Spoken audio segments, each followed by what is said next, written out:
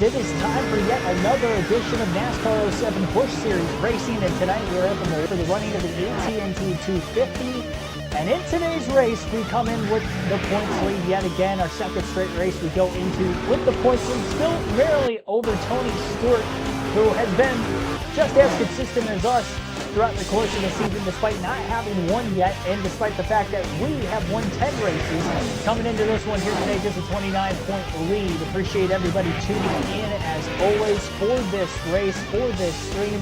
Be sure to hit the like button if you haven't done so yet. Subscribe for more daily NASCAR content. Without further ado, we will be getting into this race here any second. No practice, no qualifying for this one as well.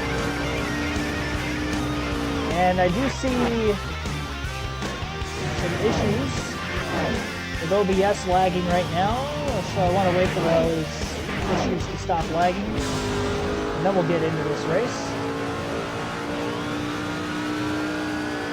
Alright, I think we're good.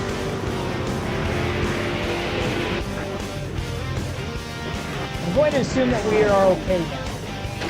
Had a little bit of a lag there at the start. Apologize. Once again, 250 laps for this race here tonight. 1 mile racetrack starting at the back, no practice, no qualifying. And our second straight race will come in with the points lead Here we go. here in this one. Tony Stewart on the pole, of course. Green flag is in the air. They're racing at the Milwaukee Mile.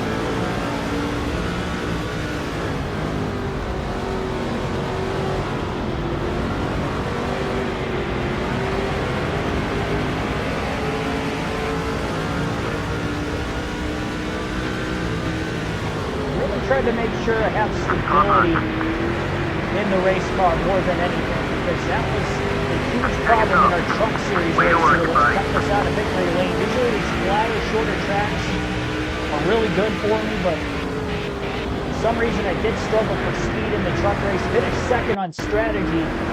Kind of hope that we don't need strategy to be able to pull this one off here today and go out here and outright win it.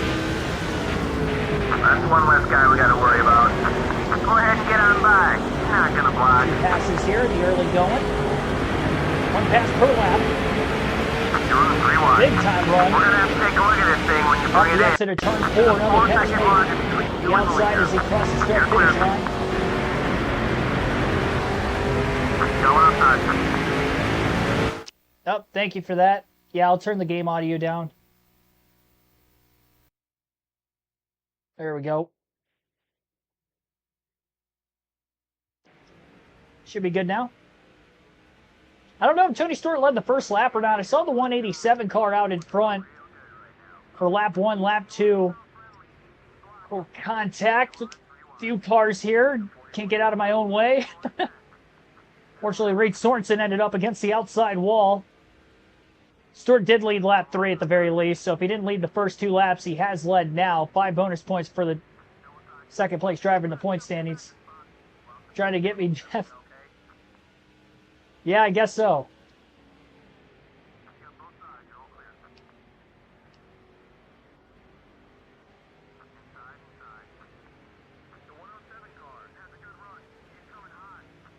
Lighting my way back down to the bottom again to get by Danny O'Quinn Jr.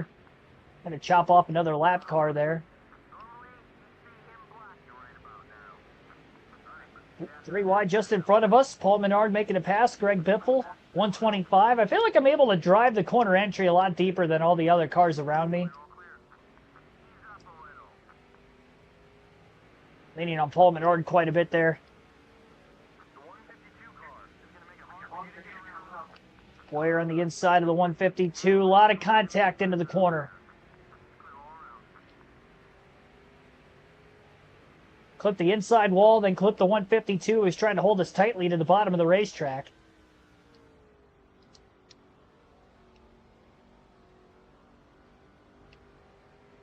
Grandma wanted the Vikings to win because she's from Minnesota. Well, I mean, congrats to your Lions. Fortunately, you can't have it both ways. I didn't get to watch any of the games. Through the early games, at least, for the most part, yesterday.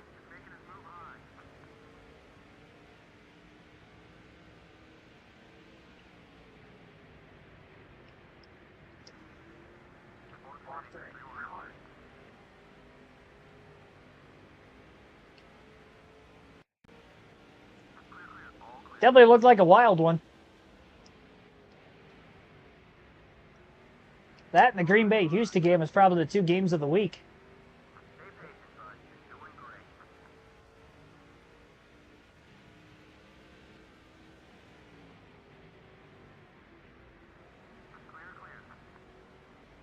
Like taking a lot, excuse me, to not run over these guys as I kind of run right through the 117 car. I do think this thing's got speed. I'm able to drive it in so much deeper and get it to stick, but because I'm back in traffic right now, it's so hard not to run over the car in front of me.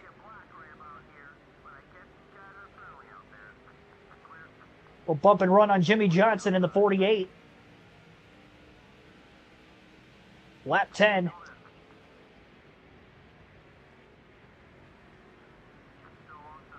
Side by side down into turns 1 and 2. Let's try to stay on the bottom of the racetrack.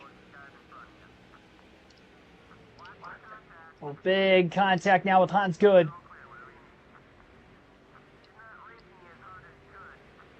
3 wide. Jeremy Mayfield was the car up on the very outside. It was kind of 3 by 3 there. They were 3 wide in front of us, too.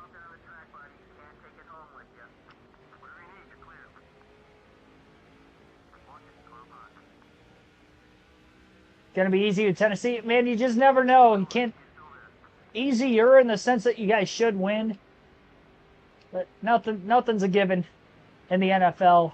Home game makes it a lot easier, I will say, than if it was on the road, but... I mean, upsets happen all the time in sports.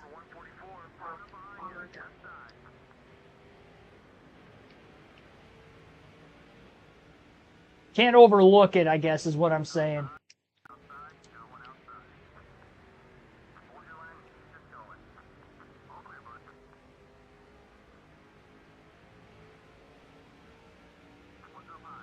Just got to take care of business. Tony Stewart really pulling away from the rest of the field here.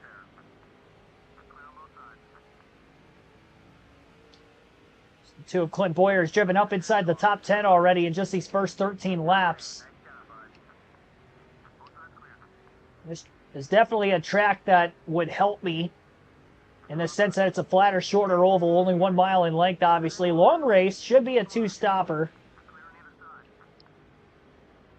Boyer just ran his fastest lap that last time by, closing in on the next 2 cars just up ahead. Quite a bit of contact with Aaron Crocker, corner exit off turn 2. Still the advantage of having the nose underneath her into turn 3. And the pass will be made for 6. Kevin Harvick, our teammate, up in the second place position, it appears. Tony Stewart, the lone car that's kind of pulled away from the rest of the field. And the 187 who's led the lap or 2 in this one. Oh, man. That was a big overdrive. A massive mistake costing Boyer 2 positions. It's called turning way too early to make the corner. That might not be the last time I'll do that today. I've done it twice now. That was a lot more violent than the first time I did it. The first time I just kind of lightly bumped it. That time, it took a lot out of the car, I feel like. Shoved me straight up the track. Hence losing the 2 positions. A little contact with J.J. Yaley.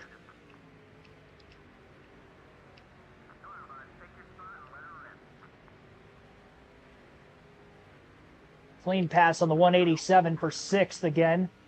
Crocker, who's back up into the 5th place position, trying to hang on.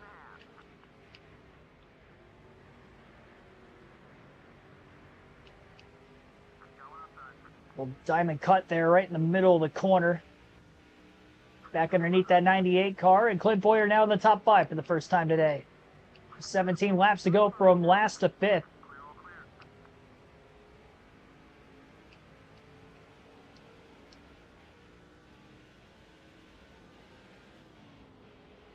All over the back of Kenny Wallace.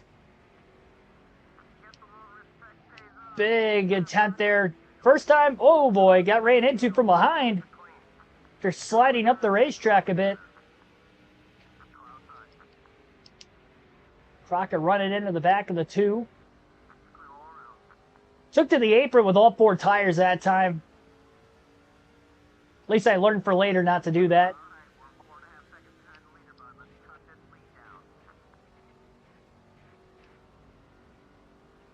Well, now I know there's no grip down there to do that.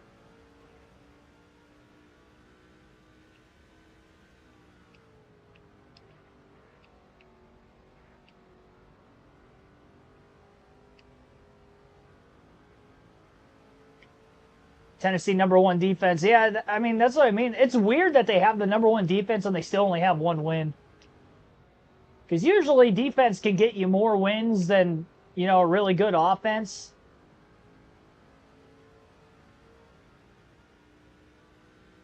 At least that's my philosophy, at least. I mean, like, look at the Chiefs, for instance, this year. The Chiefs, offensively, I mean, they haven't really been in sync all season, but they're undefeated because their defense is stout.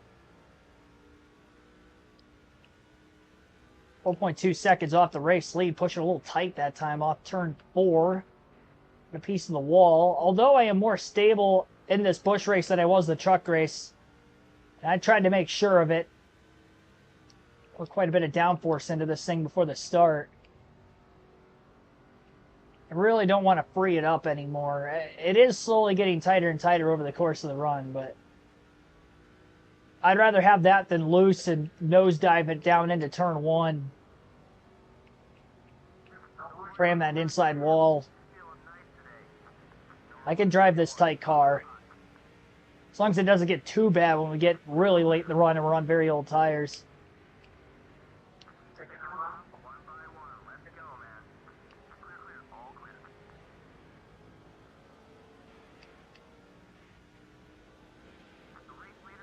Tennessee's offense is trash. Oh, no, I'm aware. Oh, my gosh. It happened so quickly. I lose so much time off of that, too.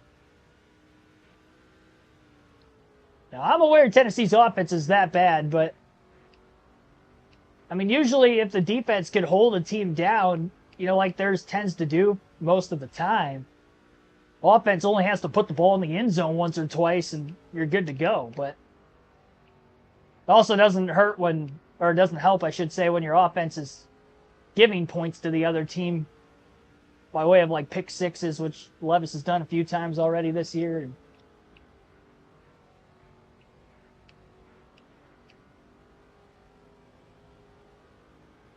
Yeah, it's definitely a nightmare offensively for him.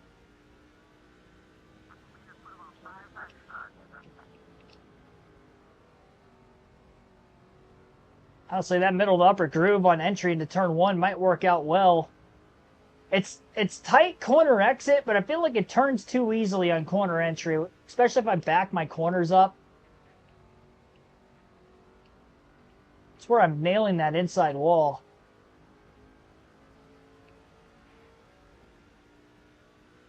"25 laps in, 5.1 to 5.2 seconds off the lead. We got up to 5th about 9 laps ago, but now we're still in 5th. And we haven't made up any ground on Tony Stewart since getting here.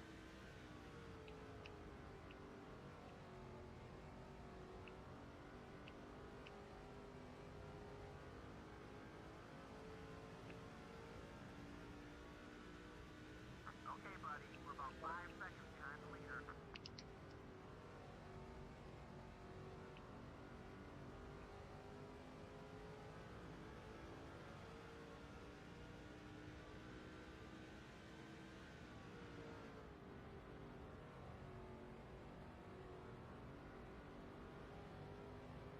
Go ahead and get on by. Not gonna block.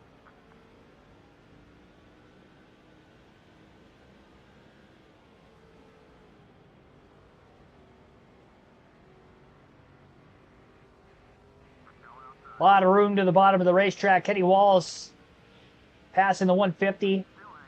1 lap. Next lap, Boyer going to get by him for 4th.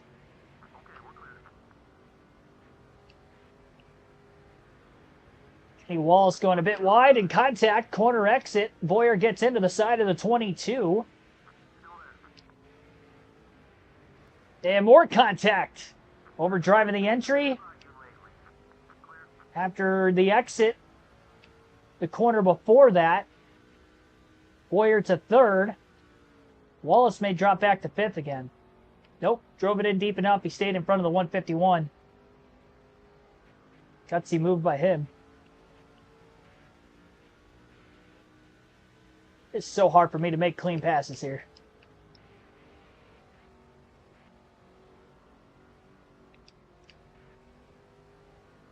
See what I mean? Like it's too free. I'm not trying to drive all the way down there.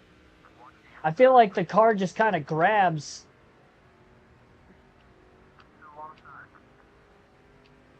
Oh, Wallace now drifting up into Boyer a bit. Boyer slamming the door shut. Almost turned myself across his front bumper. Old battle for third. Kenny is there. Makes the pass.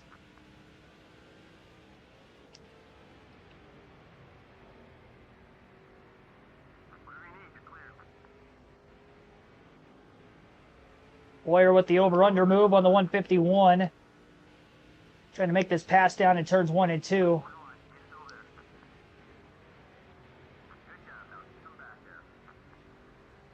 Oh, might actually get 2 cars in the same corner. That was perfect. That was about as good as I've gotten through 1 and 2 the entire race. From 5th to 3rd in 1 turn.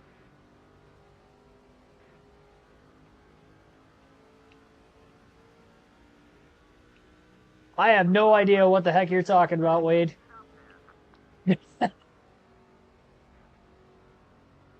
Yeah, I don't know what you're talking about.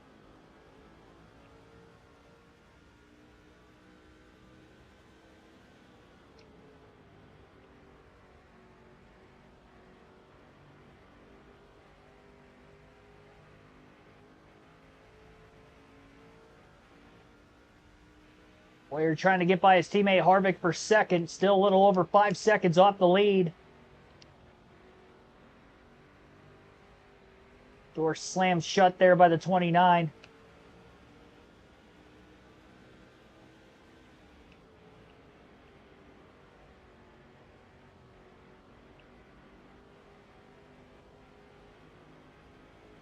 You know, I hesitated for a second. I was about to intimidate my teammate. I don't know if that would have been the wise thing to do there, but I really want to get around him.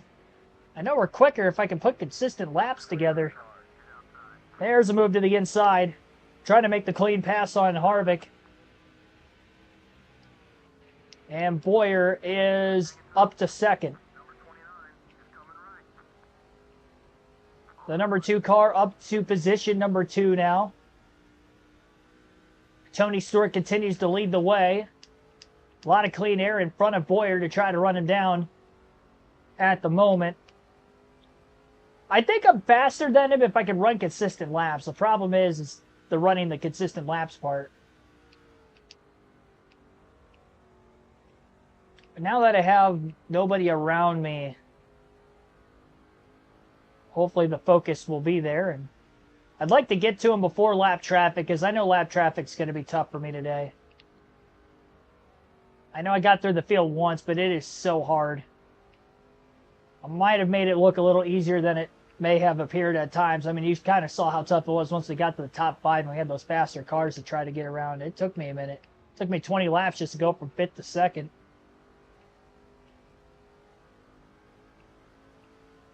Again, we know it's a 2-stop race, which could lay hand to some strategy. Maybe not on this first stop, but the final stop. We'll try to take this one all the way out.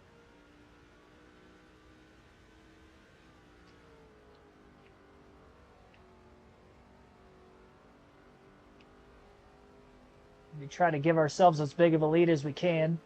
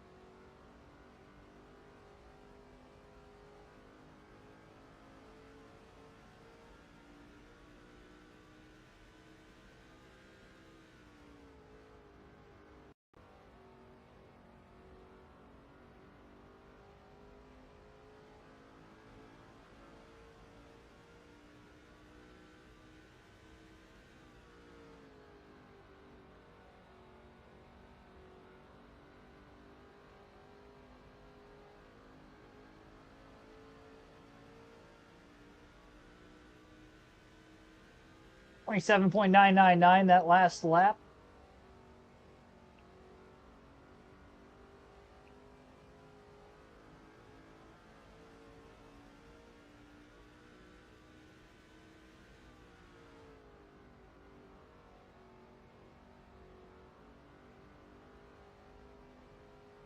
Slowly trying to drive up to him.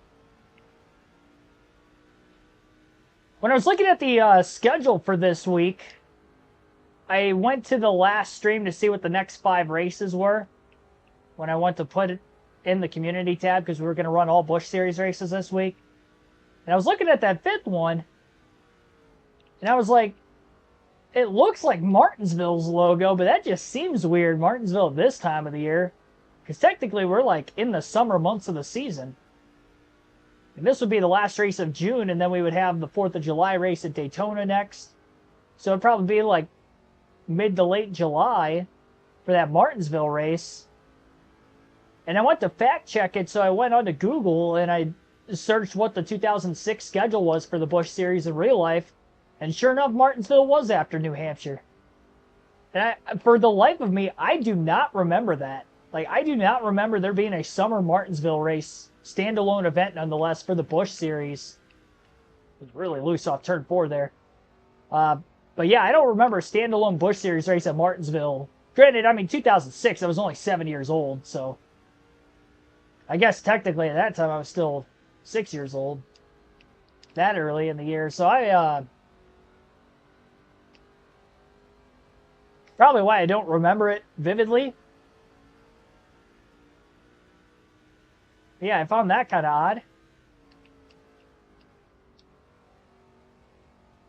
No idea who actually won that race in real life.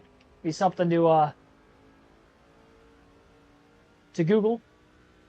Probably, I mean, 2006, you had a lot of Cup guys running. Well, I guess with it being a standalone event, maybe there weren't as many Cup guys running. Well, no, at that time there probably still was. Guess it depends where the Cup Series was that weekend. End of July, they were probably maybe Pocono, Indy, something like that. That time of the year.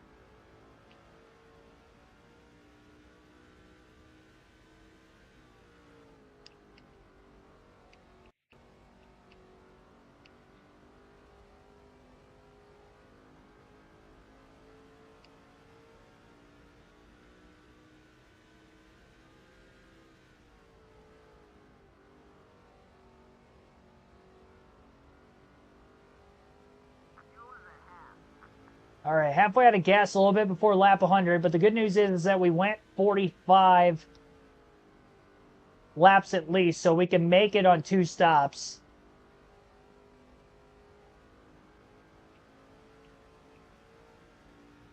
I wanted to make sure we could at least make it 90 to have this be a pretty standard 2-stop race. So if we do short pit that final stint, we're not really going to be able to do it by much.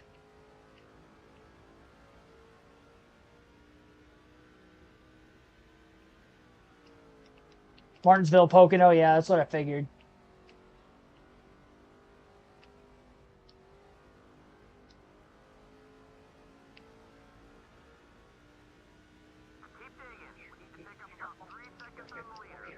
I like how you're acting as if like I should just know that Harvick won a standalone Martinsville Busch race in 2006. He was the champion that year, so I mean, it would make sense that there was a Cup guy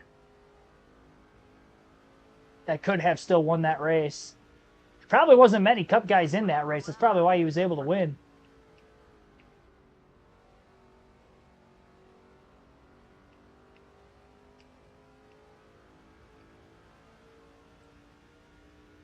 Looking back on it, too, I also find it kind of weird how you have Milwaukee and New Hampshire so close to each other on the schedule.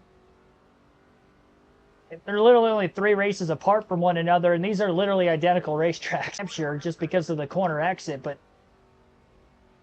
not as much asphalt from bottom to top on corner exit as what there is at New Hampshire. Really, at Milwaukee, it's kind of as narrow as it is off of turn 4 at New Hampshire, but on both ends of the track. Off turn 2 at New Hampshire, it's a little wider to get up to the wall.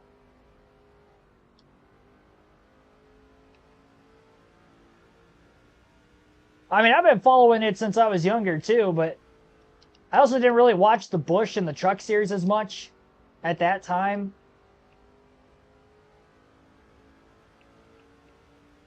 Yeah, I didn't remember a standalone Martinsville race because I always remember them not running at Martinsville at the end of the year with Truck and Cup for the longest time, really both times of the year, spring and fall. I never remember the Xfinity or Busch Series racing there, and obviously that was the case in '06 too, except for the fact that they ran there in the summer.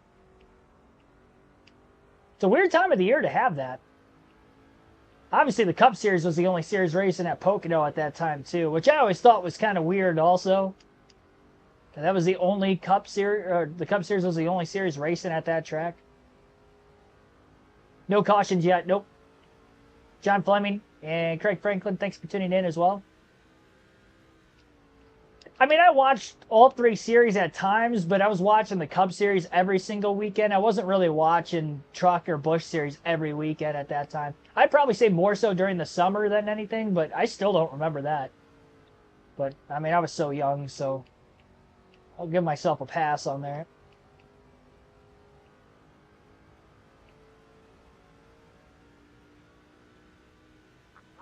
Boyer came in second in Martinsville. Is that a precursor? We'll have to remember that. Harvick Boyer 1-2. Just about to get into lap traffic for the first time. Tony Stewart in the process of passing his second car right now as we are slowly gaining on him. He's led all but a lap or two in this race from the pole. Oh. That knocked me a bit sideways off turn 4. I should have lifted there. I was committed to keep turning left and hope I wasn't going to hit the wall. That wasn't the right idea.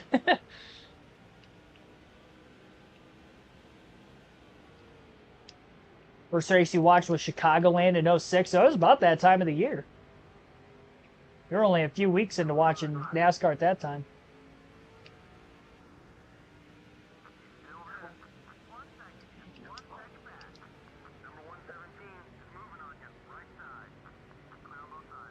That's a random race to watch as like your first race too.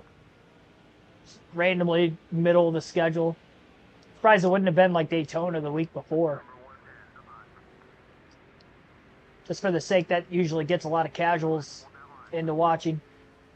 Oh boy. Knocking that lapper out of the way. I mean, there's a lot of lap traffic up here.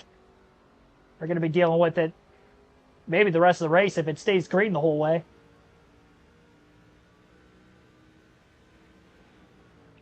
Hamlin third.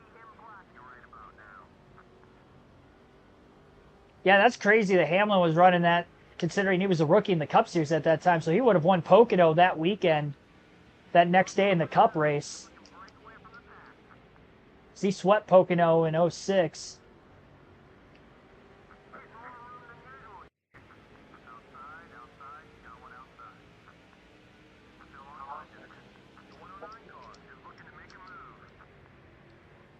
Wasn't '06 also the year that he filled in for Almirola at this Milwaukee race, or was that the next season as I just slammed that guy in the wall?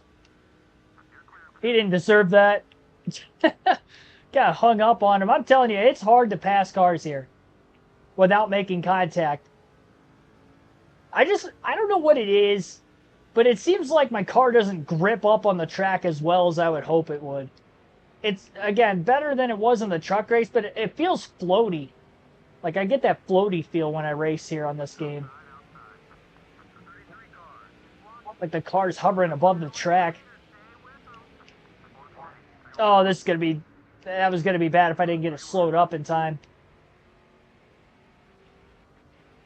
3 wide at Milwaukee, especially turn 1. If you had to choose a corner to not go 3 wide, that would probably be the one.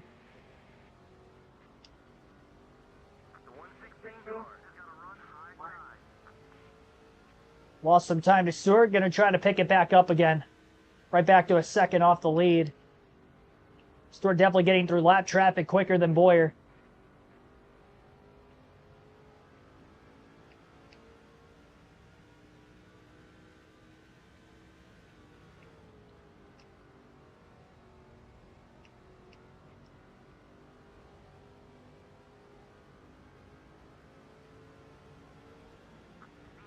07.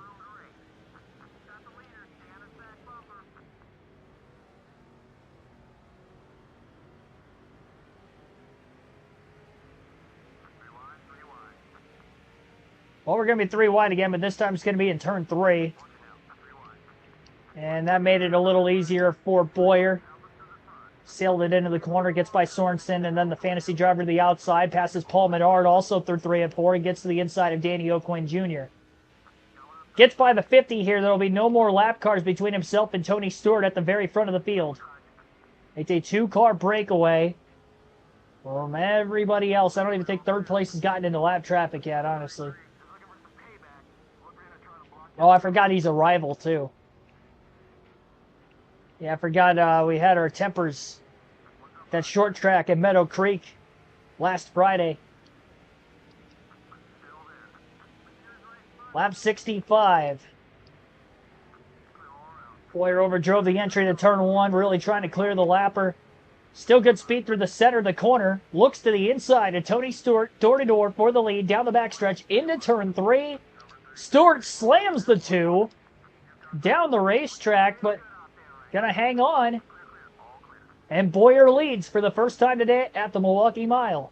65 laps to go from last to first. And now our goal is to try to lead as many laps as we can to try to get the most laps led, because Stewart's led over 60 of them so far, so we've got a bit to try to catch up to him.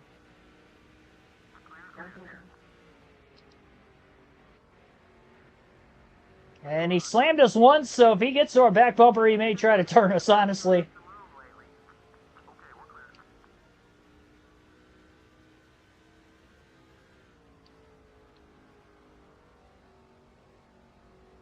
Jimmy Johnson, Kurt Busch, last 2 cars on the lead lap. This is the first time since at least the first couple races of the year Kurt Busch is in the top 10 in points, so he's been on a bit of a hot streak coming into this one, but not today. He's running mid-pack at best.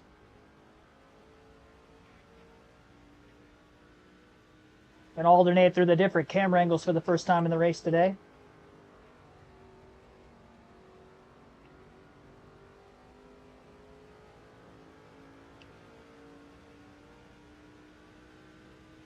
I mean, knowing that Stewart's been getting through the lap traffic better than us in this race, you have to imagine he's going to be keeping some pressure on us for quite some time. It's a great corner through turns 3 and 4 for Boyer. Pulled him a bit.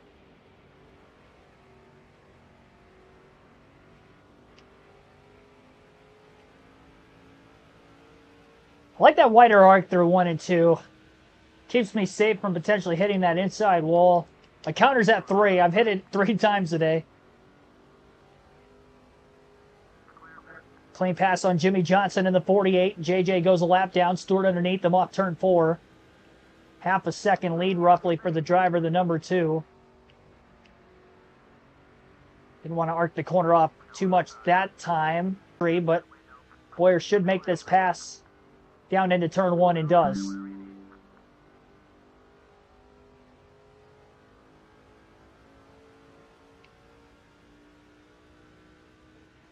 Slowly getting away.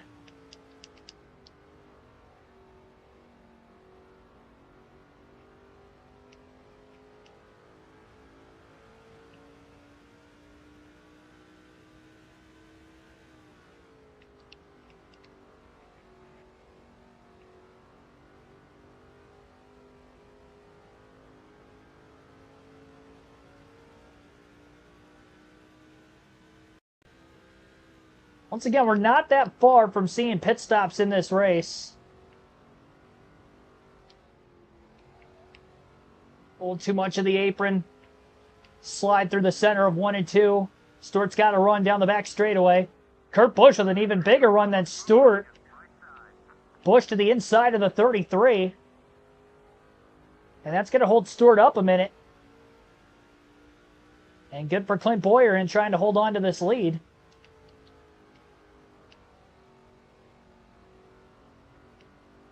Stewart does hang on in front of the 39. I don't think I'm going to make any adjustments on this first stop, to be completely honest. I mean, we have a fast car, clearly. It might not handle the best, but I don't really know what I do because I'm tight middle off, but it's loose on entry.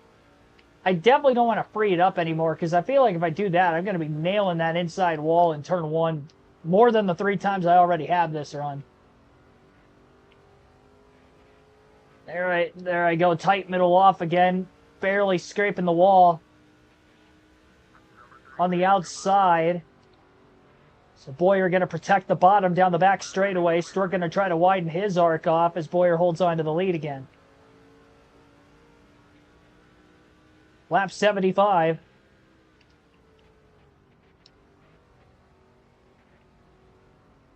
Our teammate Jeff Burton tail end of the lead lap up here.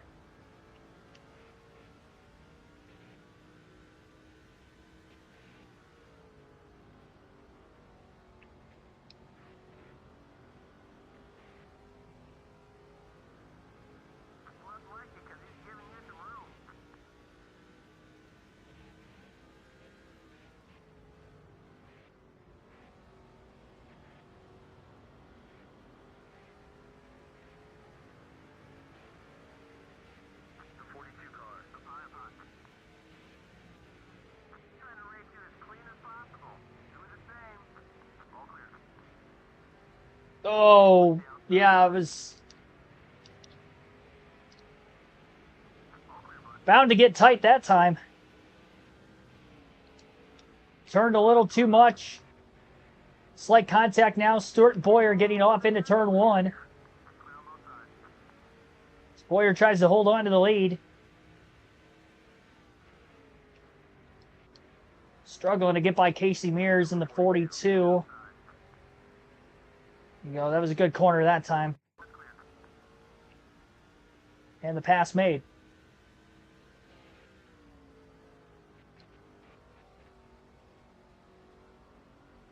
I will say the tires aren't really wearing out much. Which, I'll take that. I'm still going to take 4 tires when I pit, but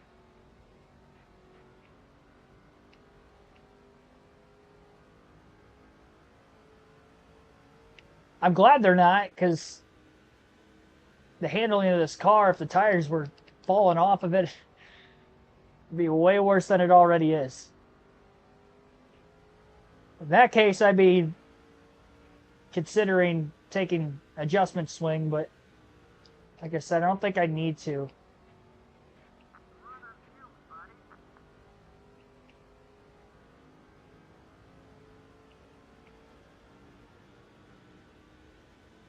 Lap 80.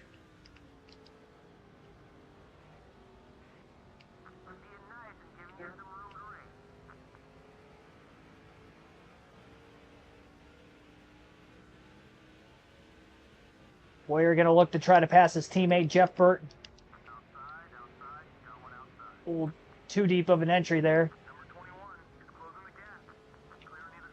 But Boyer still clears Burton on corner exit off turn 4.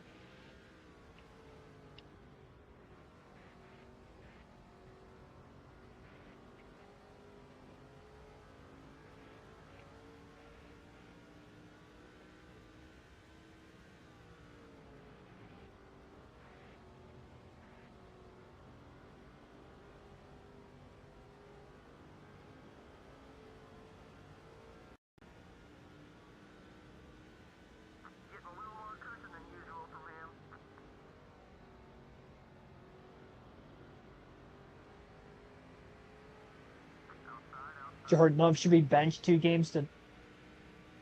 All right, well.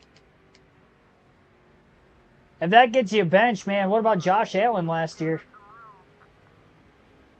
I will say he is throwing more interceptions than I would like out of him this season. He's playing more like Brett Favre this year, where he's just like a gunslinger. Like, he's just heaving it into traffic, and sometimes it gets picked off. Sometimes, you know, the receivers are making good catches. He's definitely made a lot of gutsy throws this season. He was a lot more protective with the ball last year. He didn't turn it over as much. I mean, 2 different ways to have success, I guess. I mean, they're... The big thing is they're not giving up many points on his turnovers. And when I was watching yesterday, that first pick he threw, they only gave up 3 points off of it, and they kept Houston out of the end zone. And I think they did on the second one, too. I think they held them to 3 the second time also.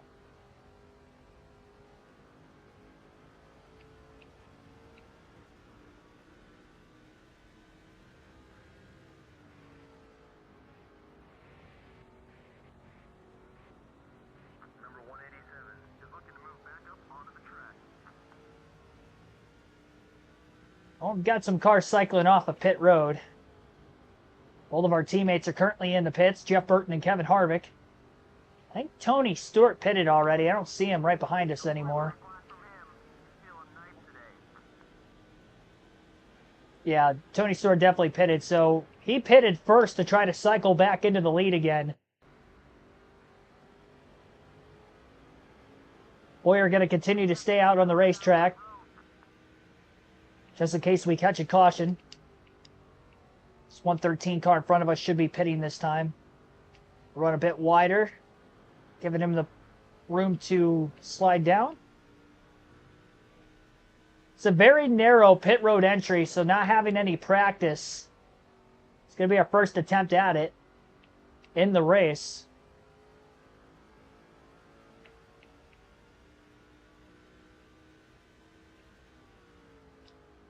It's like a hard left, and you don't have a lot of time with where the pit wall is and those barrels to try to get down in time. Maybe look at how narrow that is with the inside wall poking out as far as it does off turn 4 from the center of the corner.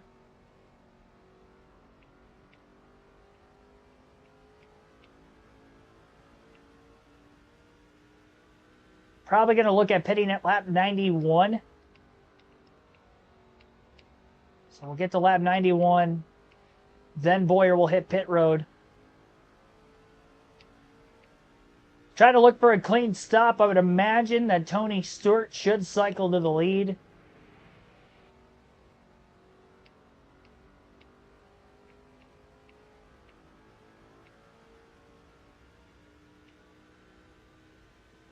Kept the lead ever since we took it at lap 65, so logging in some laps led.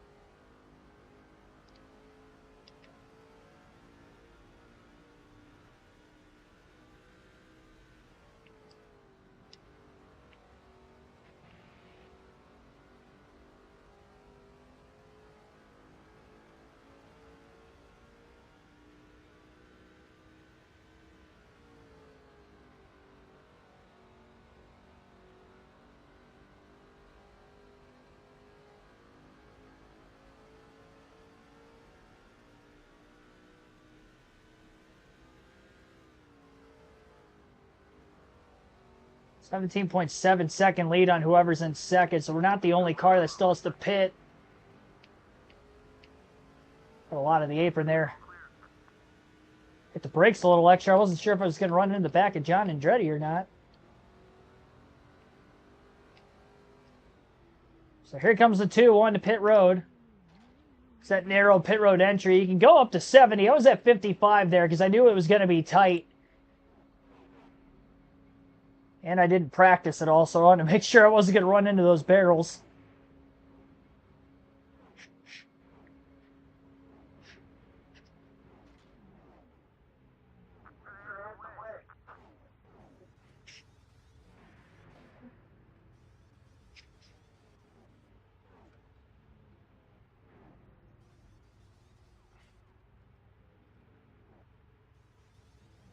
All right, clean stop. Clean stop by the crew.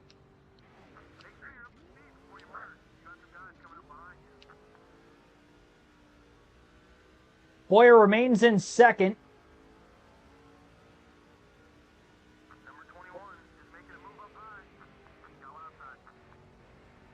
Just stays in front of his teammate Jeff Burton.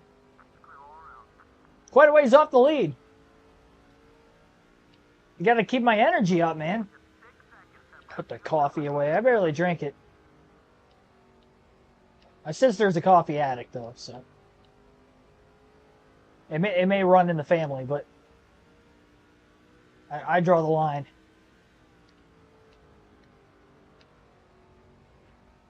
Keeps me focused.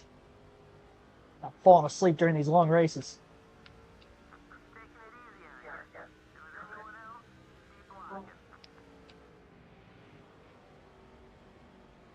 I'm never ready for work.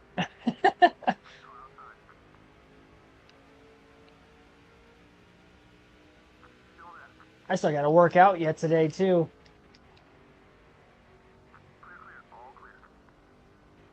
Do that after the stream.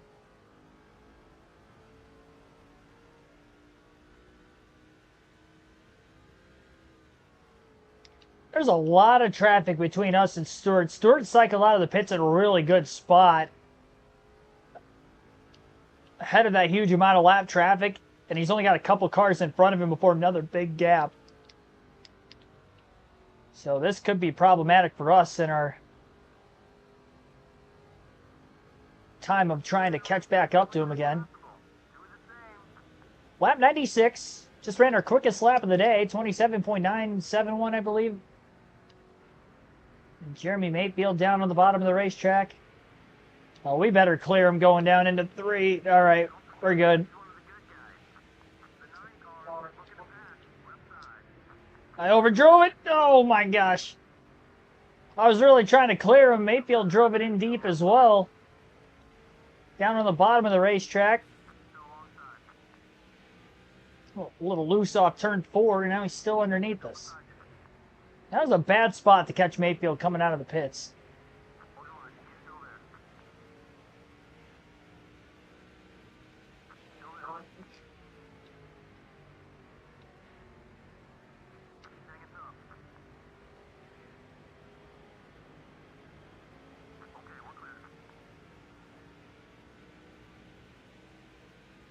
Four and a half seconds off the lead.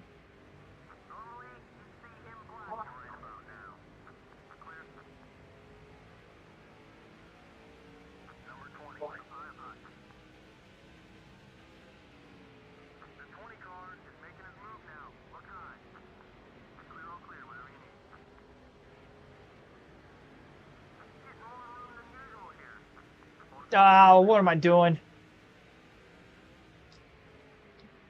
Another part of the track being a little floaty.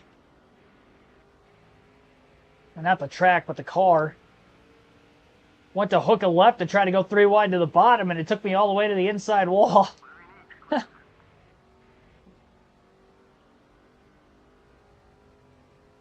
I mean, it worked still, I guess. Lap 100. Still ran a 27.967. Again, our quickest lap of the day. Clean pass on that fantasy driver through 1 and 2.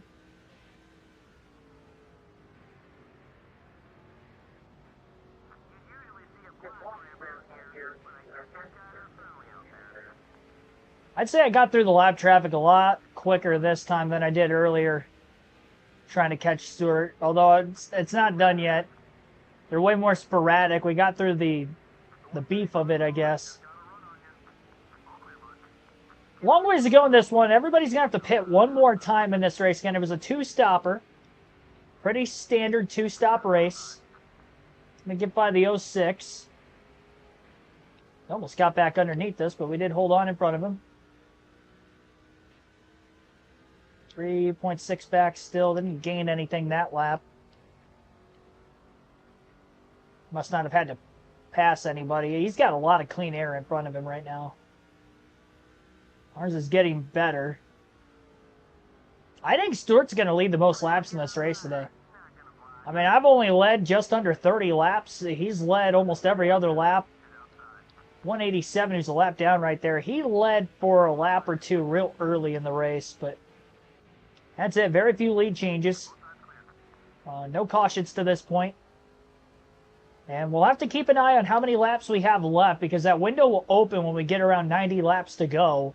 So if we did see our first caution of the race or a caution somewhere around that point, got to consider pitting and maybe stretching that fuel window to the end. But if we were to take this as far as we could probably make it to anywhere between 65 to 70 laps left in the race before we have to pit.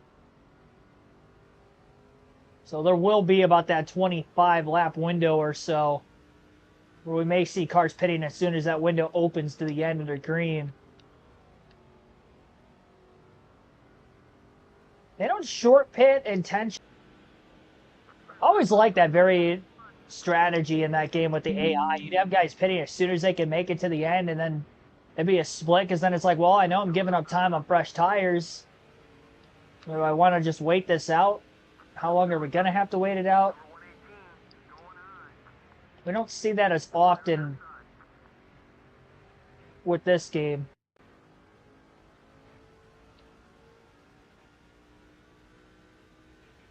.9 seconds off the lead. And I believe Kenny Wallace in the 22 up ahead is the last lap car between the top two in the running order. There's got to be very few cars that are actually on the lead lap in this thing, despite the top two being as close as they are to one another on the track.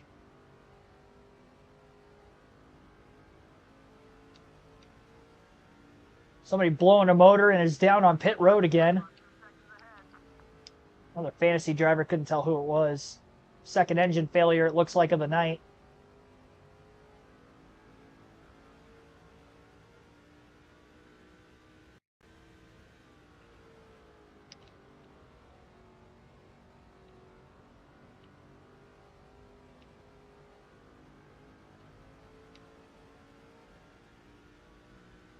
Alternate through the different camera angles yet again. Final time in the race will do that. Getting closer to the halfway mark in this race. Still haven't taken a field pass yet today. We'll have to do that twice yet.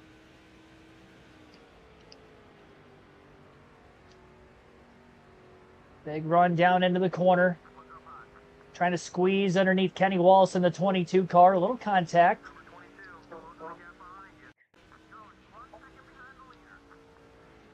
Oh, I got held up on him. I was spamming through the different camera angles there. That kind of wasn't. I was trying to keep it on the same one and wasn't paying attention to where I was getting into the corner. I actually kind of thought I had him cleared on corner exit before that, but apparently not.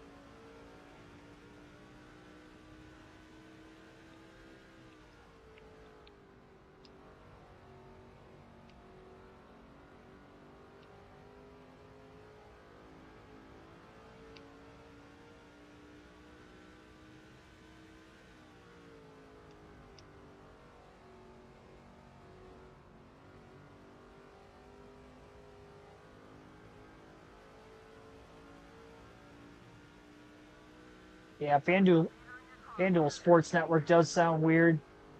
They buy out Bally Sports like entirely then? Or is it just the Detroit region?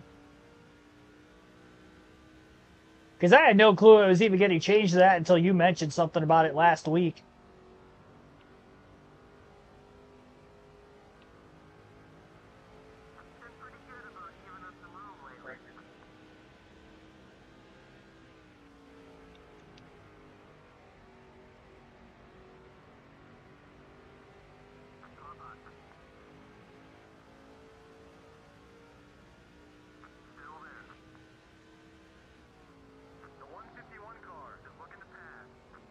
Boyer locking those front tires up. Really pushing hard again, trying to catch Tony Stewart as quickly as he can here. 0.4 of a second off the lead still. Kevin Harvick, tail end of the lead lap, just in front of Stewart and Harvick. He was in second when we initially got around him.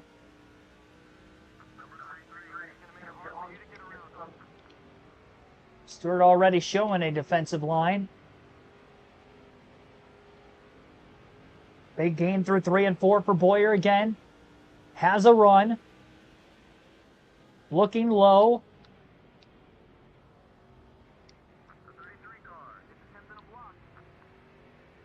A little too low there, middle of the corner. Stewart looks to get by Harvick.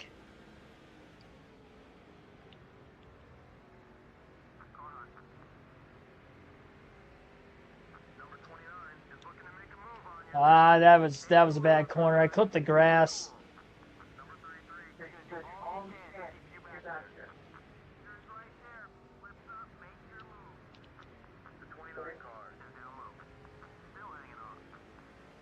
Gotta get back down in front of Harvick.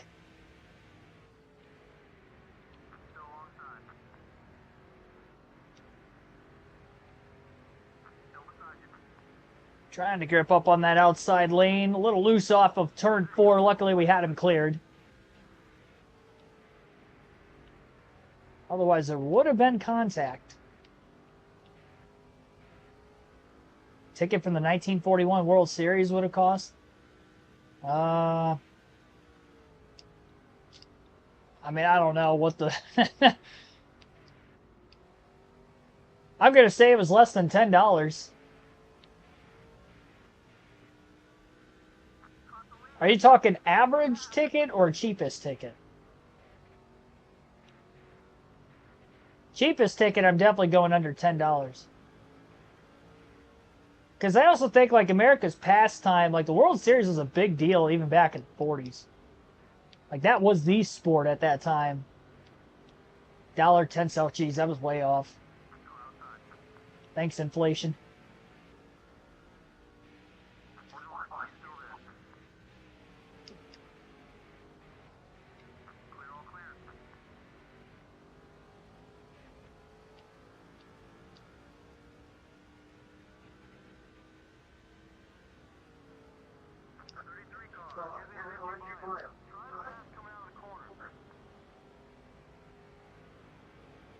Are you talking average ticket, though, or are you talking, like, cheapest ticket?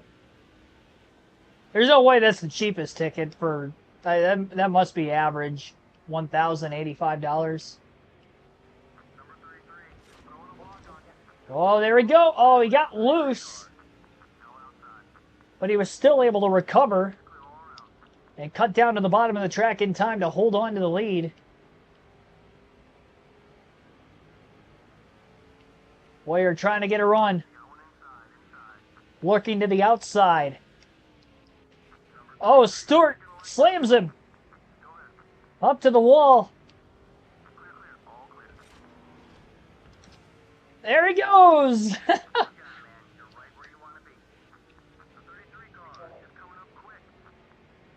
And now he's trying to get back after the 2. But it isn't going to happen. Boyer back out in front here at Milwaukee. Oh boy, Stewart sailed it off into the corner, and now he's trying to wipe out Clint Boyer again, but Boyer holds on to the lead. That's 3 times he's tried hitting us in this race now. Trying to keep my cool, Like this to stay green. We're so far ahead of everybody else, we need to settle this amongst ourselves.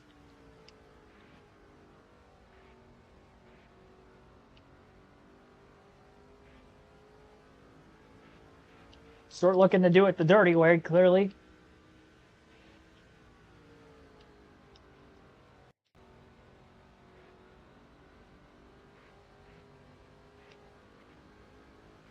I mean, granted, the markets are bigger with Los Angeles and New York, so that probably has a lot to do with it.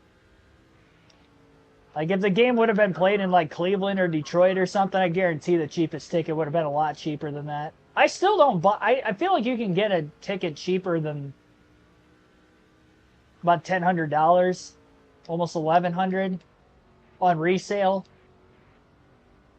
Standard, like, box office ticket, yeah, I guess it probably is, but they're always more expensive.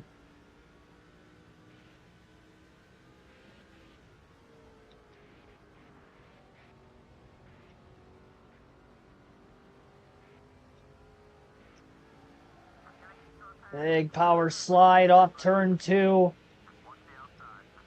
Boyer slams Stewart, saw him coming back to the outside lane, again there, and Clint gonna hold on to the lead some more.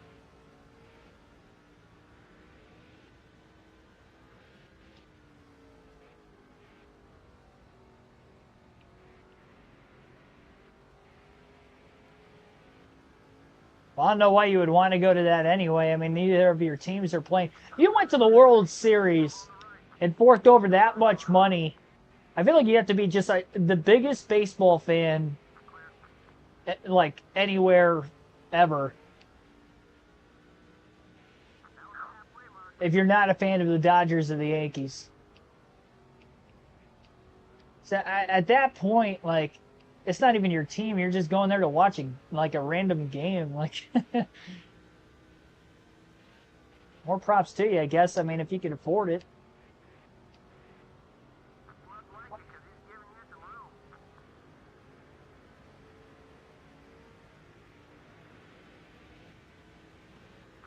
27.939, fastest lap of the day for Boyer that last time.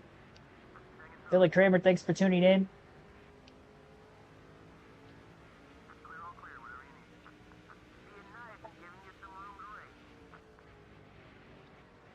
I don't know. I mean, I don't know a whole lot Dodgers-wise. Like, I know a lot of the players in their starting lineup every day, but I haven't watched any of the Dodgers playoffs games. Oh, boy. I actually did catch a little bit of the ALCS, but honestly, if Cleveland wasn't like a nearby city, I probably wouldn't have watched any of it. Contact with the lapper, trying to get back by Tony Stewart again.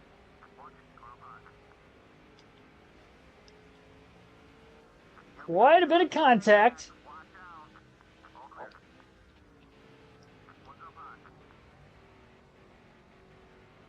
Using him up.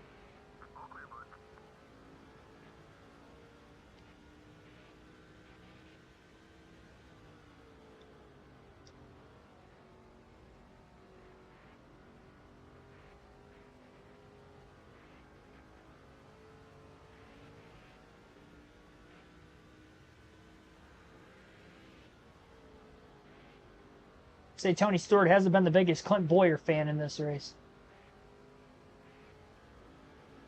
Although that is the first time I've hit him, and he's hit me 3 times before that. Well, I guess technically it was the second time I hit him, but he's still up 3-2. And he's still going to try to hit me back if he gets a chance.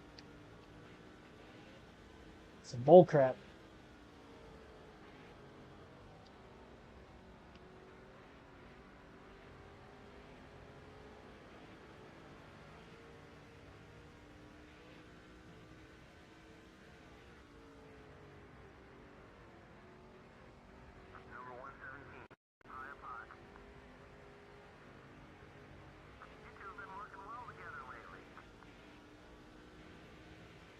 We'll say both their offenses are explosive.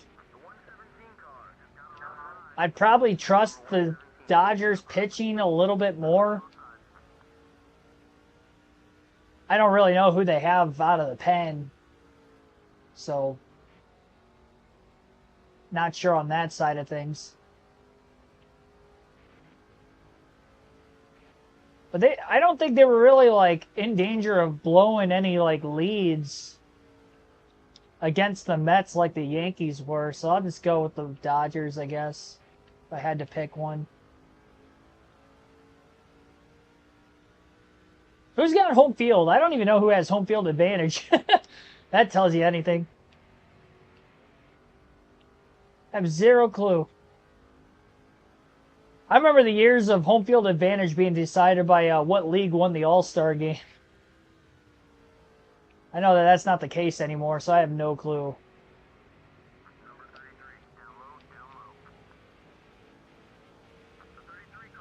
Boyer chopping Tony Stewart off. Stewart sails it off into the corner, trying to get to the back bumper of the 2, but that is not going to happen again.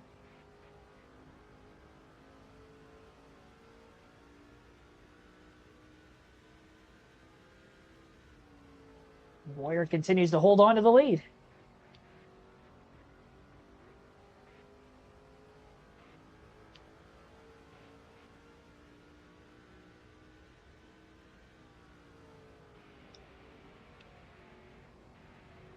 Two and 5 in fantasy. I'm 6-1 in my work league. Won again yesterday. I got thumped in my big money league though. I'm 4-3 there after winning 3 in a row. I mean, I'm down by like 52 points. All I have left is Isaiah Likely tonight, so he ain't winning me the game. My team, outside of my defense and George Kittle, nobody did anything on my team this week. Freaking Deebo Samuel was in my lineup. They said he was going to be active, and I guess he played like the first couple snaps and then needed like oxygen because he was dealing with like an illness. They didn't specify exactly what his illness was, at least like on the reports leading up to the start of the game. They might have over the broadcast, but I wasn't watching at that time. Big blocks on Stewart. Oh my gosh. Sorry, JJ. You didn't deserve to be a part of that. Boyer holds on to the lead again.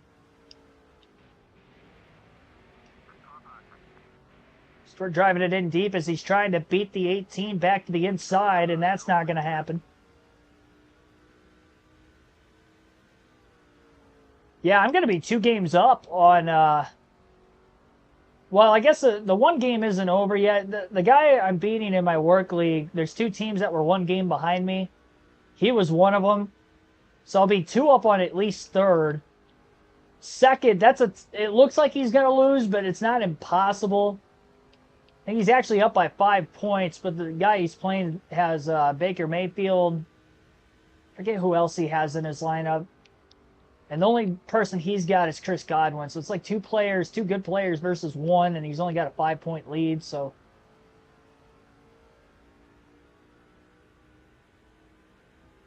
his chances aren't very high of winning, but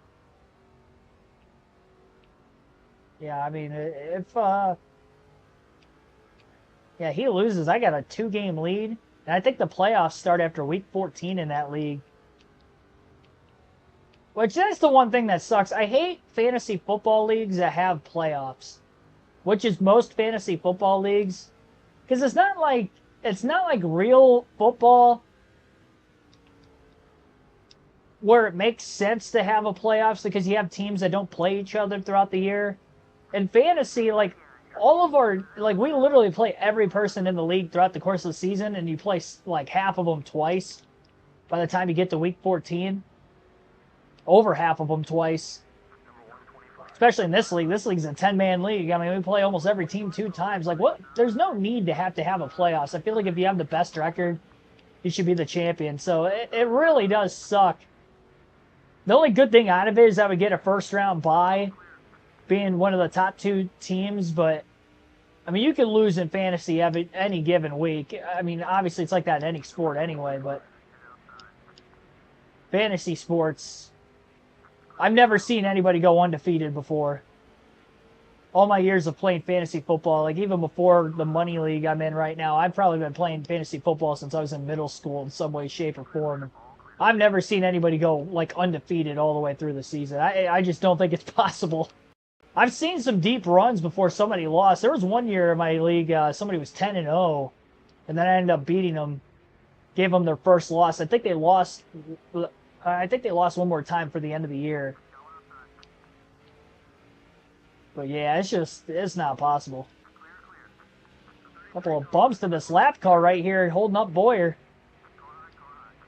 Started to gap Stewart a little bit. Tony Stewart driving it in deep, trying to get closer again.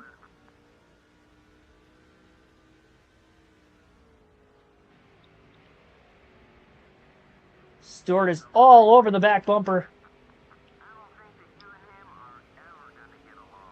Did you hear that crew chief? He's like, I don't think you and him are ever going to get along. Oh, big hit. See, now he's going to be mad at me for that. I'm sorry. Like, I didn't mean to do that. That was a big hit.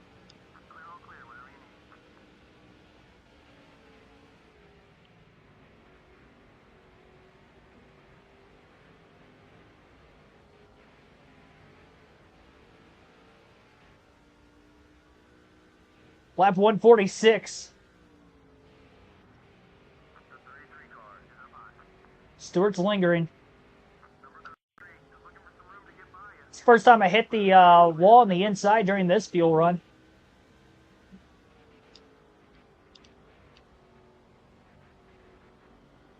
That lap car that I was struggling to get around for the longest time is back in front of me again, too. Ran into the back of him. Stewart just blew the braking zone of that corner.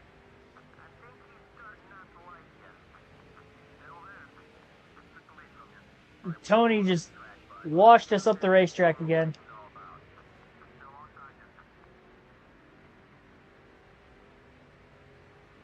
Boyer trying to get back down to the inside.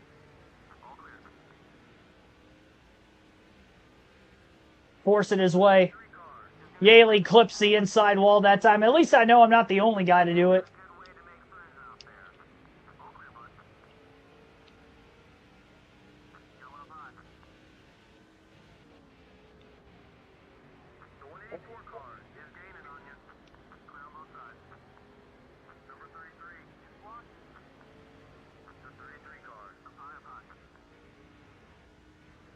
Little bump to the back of Stewart up off turn 4. Stewart clips the inside wall now. Everybody's clipping the inside wall. Little contact. I got loose afterwards. Stewart still up on the outside. And now he body slams Clint Boyer. Get over here.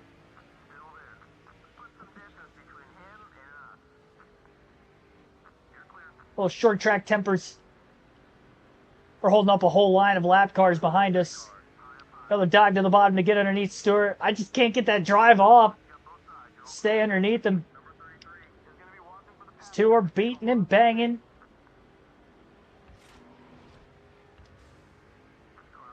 No intimidation able to be used that time. Stewart body slams Boyer, almost crashes him from the inside wall to the outside wall. I mean, that's just uncalled for, man. I'm leaning on him because he's been trying to wreck me almost the whole race. And then when I try to pass him clean, he does that.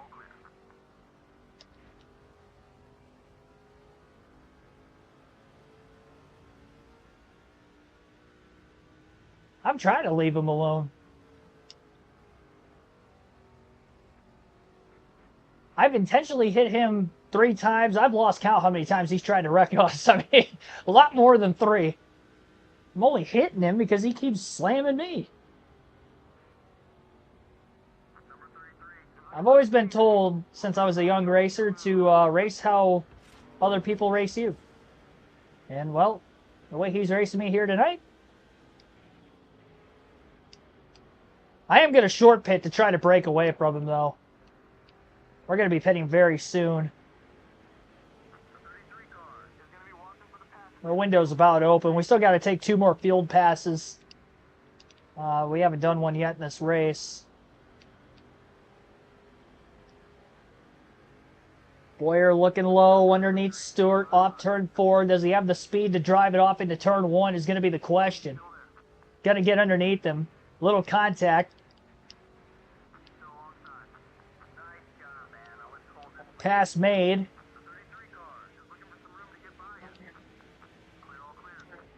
Boyer going to pit this time, though. Guess it doesn't really matter anymore.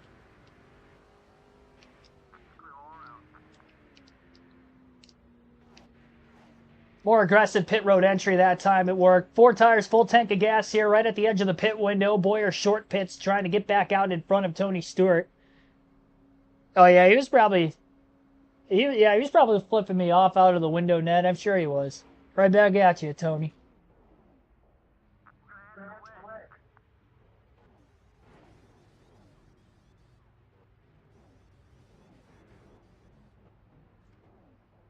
Well, he ain't going to get DQ'd. Yeah, and do Austin Dillon things on him.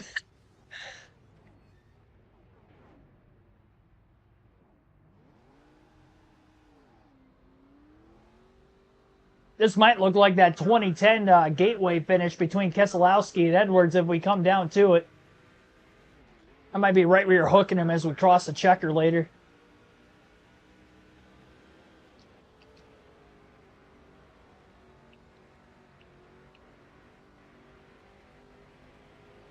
Didn't Carl's crew chief in that race too say he was just like, yeah, he deserved that or something like that? As he's just getting T-boned by multiple cars crossing the start-finish line. That was a violent crash. That was a bloodbath of a feud. I mean, there was like 3 violent wrecks in that feud. They weren't minor.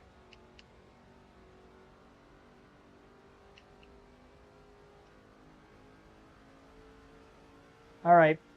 Back in the 9th place position, 1 lap down, but fastest lap of the race on the first out lap after pitting there for Bowyer, 27.934.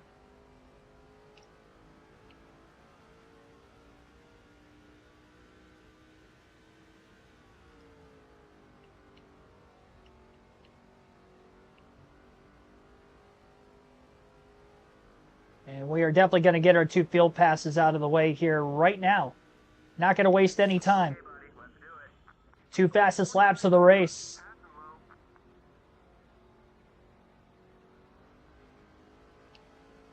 Jeff Burton in 20th, 1 lap down.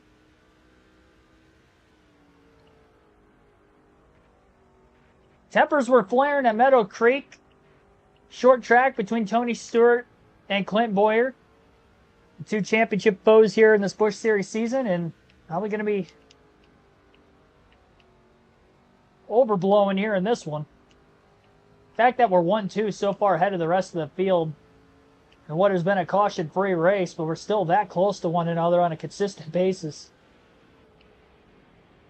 Definitely making things interesting. Oh, big slide by Burton. I thought we were going to go around there. That was too much of the apron. That's what that was. Looks like we've got some cars on pit road. Window maybe just opening. Here comes Ron Hornaday into the pits. We'll swap to the 29 of Kevin Harvick at the line. Harvick is in 5th, 1 lap down as well. It wasn't that far behind Tony Stewart. You can see where Stewart is on the track map. 90 laps to go. Oh, Yaley clips the inside wall again. Second time he's done that, and he ended up clipping Harvick that time. First time he clipped Bowyer. Yaley straight up into the outside wall while Harvick was able to save his car. And going around. Not sure if that was for position or not.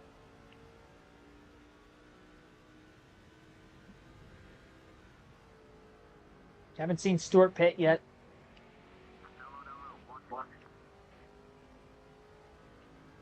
It's Stewart suspended. Well, there's no suspensions in this season, so in a video game. Maybe in the F1 games they have that implemented. I don't know. Probably not.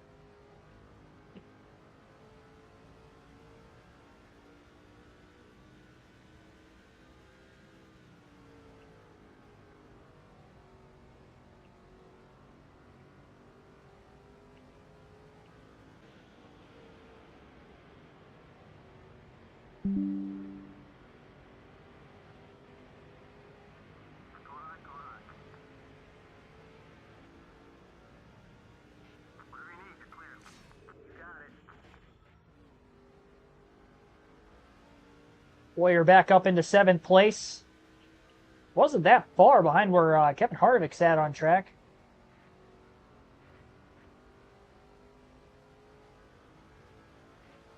Have that last field pass to get through.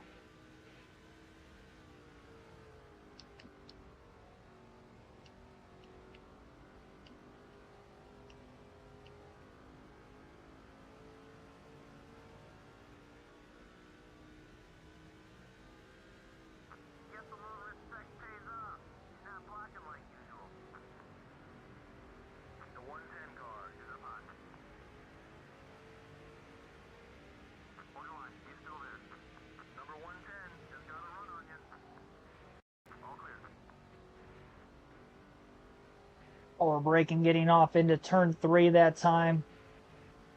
Still don't think Harvick has pit. Swap back to him again here. He hasn't even hit a quarter tank of gas left at this point in the run.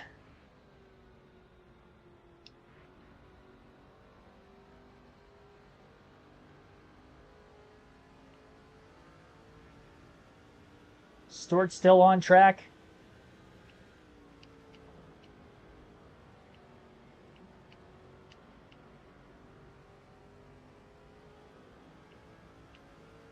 96 laps were left in this race when Clint Bowyer exited pit road. We saw drivers pit just a few laps after him. Or maybe 2 to 3 laps after. Started to see the first takers. Harvick still has to pit yet. Stewart has to pit. Jeff Burton's already pit, so that's why he's 2 laps down. He was 1 lap down at 20th. I'm back in 32nd. Not that far in front of where Tony Stewart's at on track currently. Maybe our second caution-free Busch race of the season. Unless Stewart and Bowyer end up wrecking each other before the end, that could happen. This pass on Denny Hamlin is worth a spot. Oh boy, almost had our first wreck there.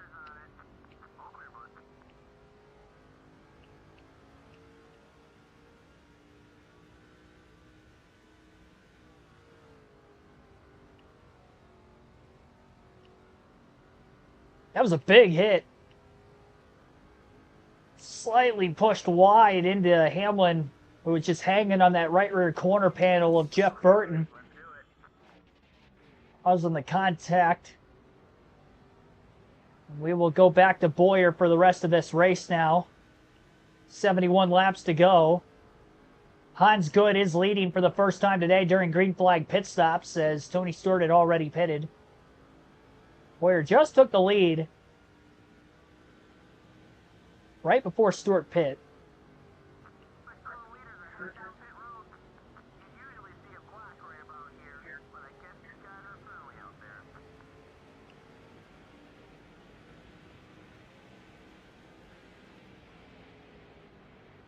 Double wide traffic. Oh boy!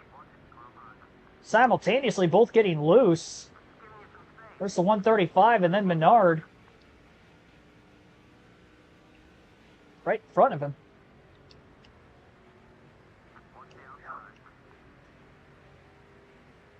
Creates the pathway that Bowyer needed to make some passes.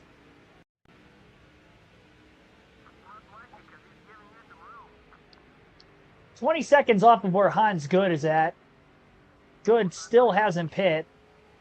Harvick, who was in pit, cycling off a pit road at a lap down. Bowyer trying to get in front of him, just can't do it. I mean, Bowyer's had a hard time. We've had cars cycling out of the pits and the inside of us and just can't clear them into the corner. We did the same thing with Jeremy Mayfield earlier, too. Trying to get the drive off from turn 4. Had him cleared into one until we clipped the inside wall.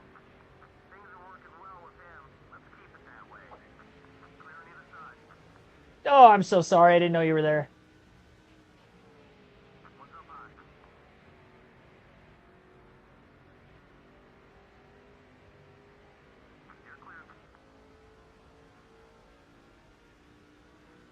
Good grief.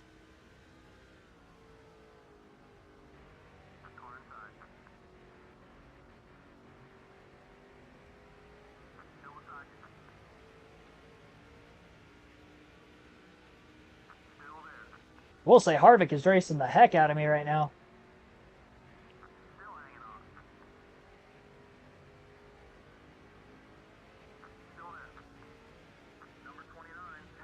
The drive off. That time I'm easily clear. I cleared him well before the start-finish line. Just don't hit that inside wall again. There we go. The better corner.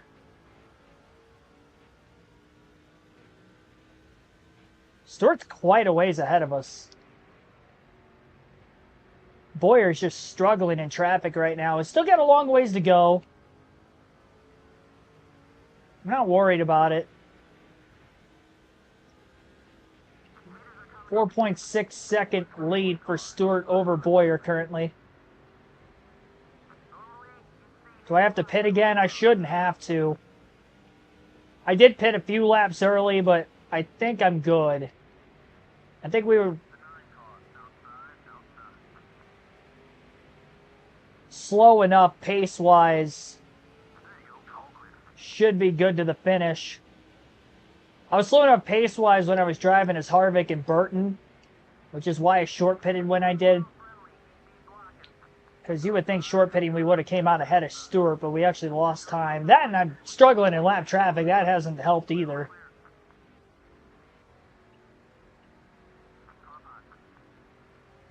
I mean, I'm hitting like almost every lap car I'm trying to pass. Passed Boris cleanly there. More clean air out in front of the two. 4.1 seconds off the lead.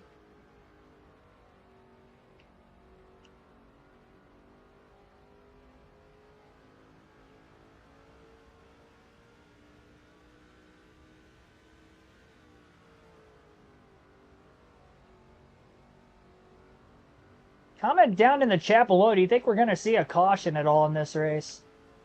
We're going to have less than 5 cars finish on the lead lap, assuming this stays caution-free. Oh, there we go. As I was talking about it, our first yellow is out, and we will get a restart. That'll bunch Stewart and Boyer back together. Debris on Denny Hamlin's car. I'm not sure what came off. Maybe his hood? Front bumper piece?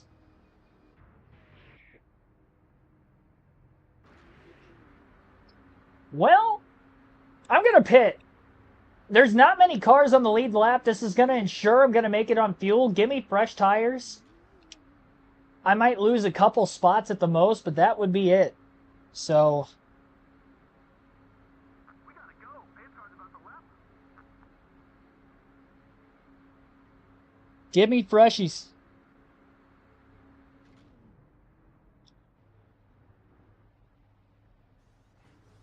There's been a lot of tire fall off, but yeah, we'll be plenty good on fuel now. This is going to be tight, but not anymore. First caution of the day. Almost 200 laps into this thing before we got a yellow. Less than half the field ducked onto pit road during that caution.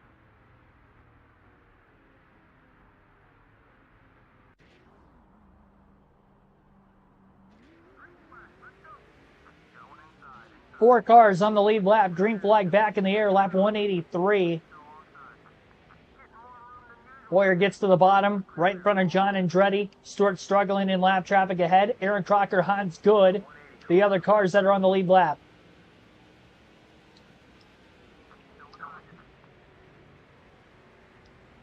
Oh, Crocker going to the lead.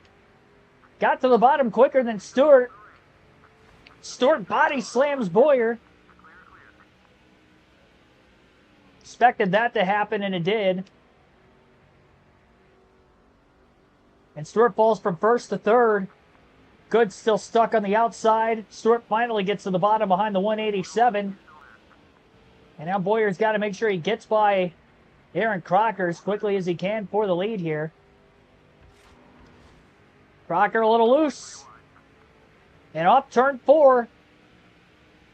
Crocker leads that lap of the line. 3 wide into turn 1.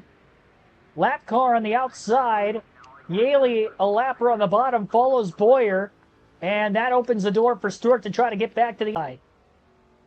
Boyer is clear and trying to drive away from Tony Stewart. Kind of overdrove 3 and 4 there, but clean air. We may not catch lap traffic the rest of the way, which will be huge because Boyer struggled in it for a large majority of this race. If we lead to the end of this one, I think Stewart's still going to lead the most laps. It probably won't be by much, but I think Stewart has already clinched the most laps led. I don't know how many laps Hans Good led for. I don't know exactly how many laps we led. I would imagine it was probably around 30. We'll lead over 100 if we led every lap to the finish. But yeah, I think Stewart's going to get the 10 bonus point performance. I mean, as he's been so close to getting his first win so many times this season, this might be as close as he's been yet this year. And he still may get it.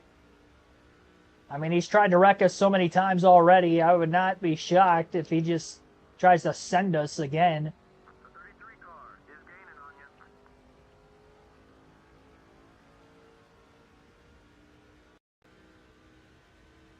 Well, Boyer's got slightly fresher tires, so the pass is going to be even harder. You would think this time around for Tony Stewart than what it would have been before.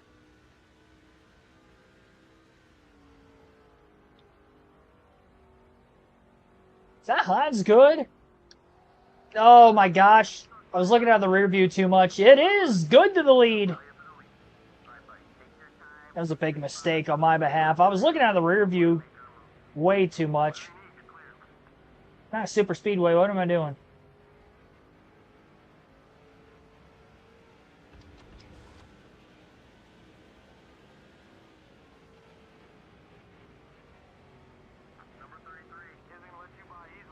Can't get that much of the apron again. Done that a couple times too. Car just grabs and pulls. Still got to be better than that. Yaley's definitely a lap down. There's a little bump.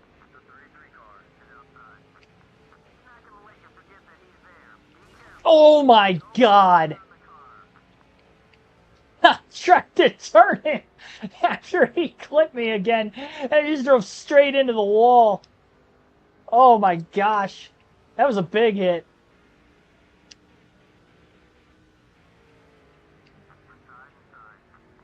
Made myself look like an idiot there. I thought we were side by side still. Apparently not. Here comes Crocker trying to get back into third again.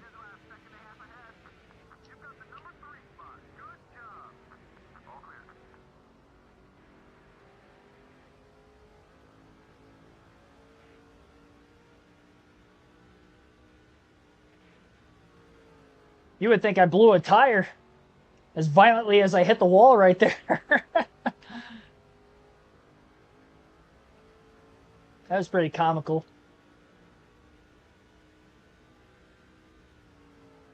Seth Thomas, thanks for tuning in.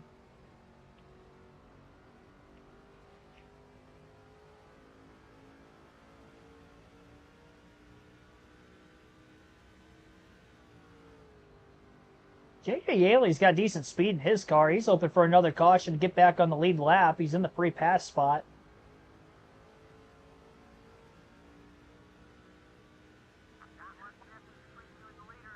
Still got a lot of laps left. 57 to go with where we're at right now. But Hans good, leading the way. Haven't had a fantasy driver win a Busch race this season. Oh, Yaley shipping Stewart into turn 3 with a little bump and run of his own. He's trying to unlap himself the old-fashioned way and get back into contention. Yaley's a rival with us too, but not as much as Stewart. I don't think Yaley's going to try to hit us intentionally. Well, that's one way to get by Stewart cleanly. To the outside as he got loose up off the exit of turn 2. Boyer drives right on by. Gets to the inside of Yaley off turn 4 as well as they'll try to make this pass on the lapper. A little intimidation.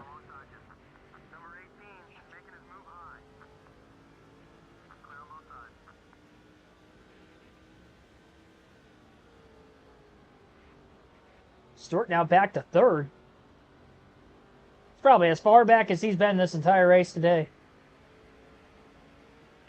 Great corner through 3 and 4. Boyer works 27.673. Fastest lap of the day. Squawk the tires a bit entering towards that outer lane. Looking to get the middle cut as he did to get the drive off. And trying to stay low down into turn 3 to make this clean pass for the lead on Hans Good.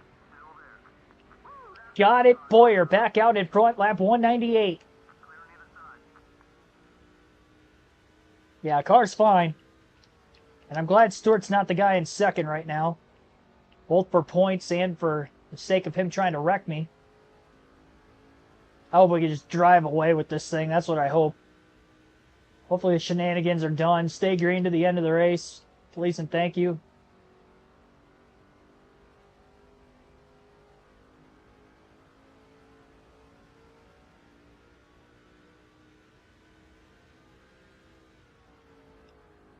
What's this going to be? 3 wins in a row if we go to victory lane here?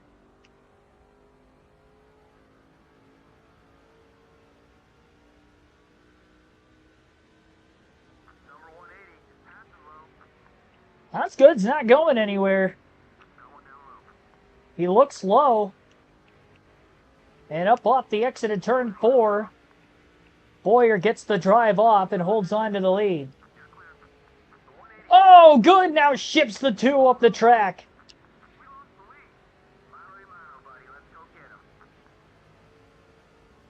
Hans Good with a bump and run of his own as he takes it away from Boyer. How desperate is he for his first career Busch win? He's able to win on the truck level a couple times in our truck season, but never a Busch winner. Fantasy driver, of course. Squeezing Boyer.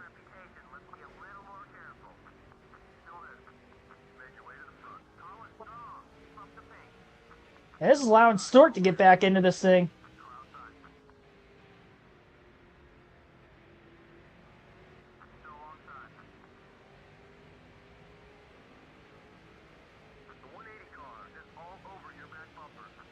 Oh, he's going up the middle.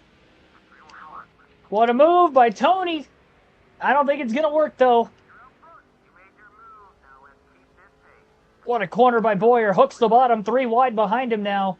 Good. Barely holds on to second. Stewart had a heck of a run off turn 4. What a battle. At the Milwaukee Mile, Yaley going to pull up in front of the second and third place cars. A little less than 50 to go.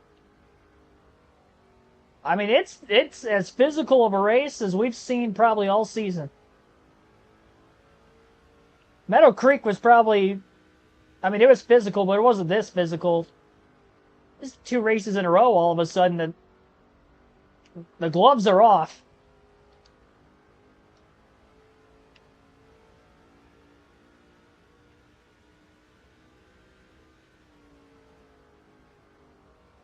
All gloves are off.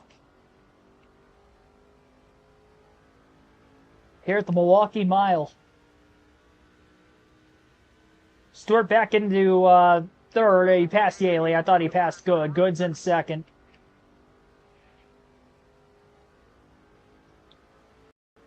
A heavyweight fight to the finish. It's actually more of a pro wrestling triple threat match at this point because there's 3 of them that are all in contention for the win. Stewart going to try to drive it in deep for second. I mean, he's obviously hungry to get his first win because he's been so close so many times. Hans Good's never won before.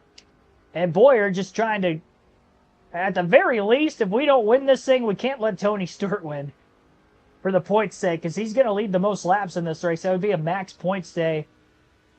And he's going to cut that gap in more than half, even if we end up second. There he is, all over the back of the 2, but the 2 holds strong. Stewart couldn't get to the inside and knock him up out of the way that time. At this point, if he does, he does. A lot better for 3 and 4 for the 2 than the 33. Stewart going to have to play catch-up. 27.8. Ran as fast as a 27.6, but probably eating our tires up. As much beating and banging this run as we've had. Nah, I don't want to wreck him if I don't have to. You got to think if I cause a caution, I'm going to be moving myself back to 4th also. Last lap, you know, if he's in front of me, I may consider it, but... Oh, he sailed it. Went way up the hill. He was trying to ship me again. Lost some time. Not a lot of it, but he did lose some.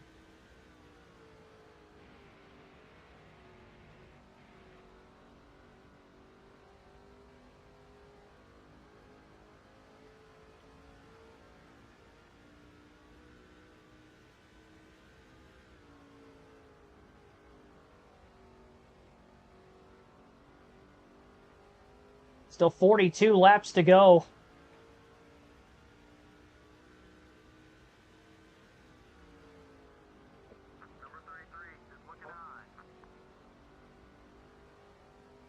Well, this is wild.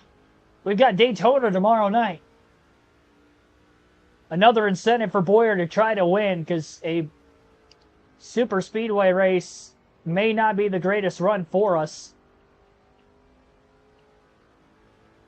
finished 41st in our 40th, excuse me, 40th in our first trip to Daytona earlier this season. So Boyer really trying to have a good day today, set himself up, expand the points lead, even if it's only by 5 points. If Stewart finishes second with leading the most laps, I mean, it's still an advantage. Yep, there he goes. Sailed it in.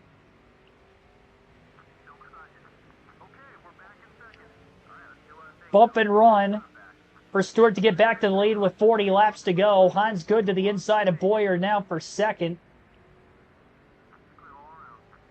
That cost the Boyer 2 spots that lap. Not close enough to get the drive off and get underneath Good that time into turn 1. Good goes wide through 1 and 2. Just enough of that bottom lane left open. Little door slam and a clearance for second.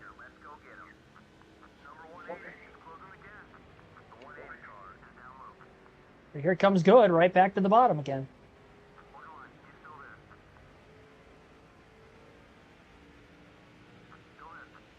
Pretty good drive off. Clear for second. Into 1 and 2. The drive through the middle of the corner that time for Boyer. Oh. Maybe I got back in the gas a little too soon. Probably why the center of the corner was as good as it was. I did the same thing 2 corners in a row.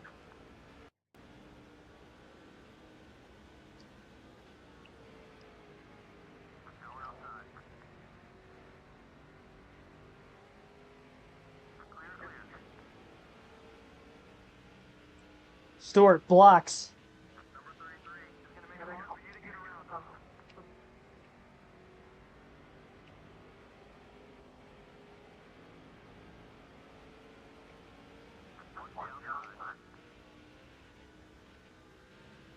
Boyer shaking back and forth. 36 laps to go. Good drive in the center. That time he got it to stick without pushing wide. Side by side was Stewart for the lead into 3.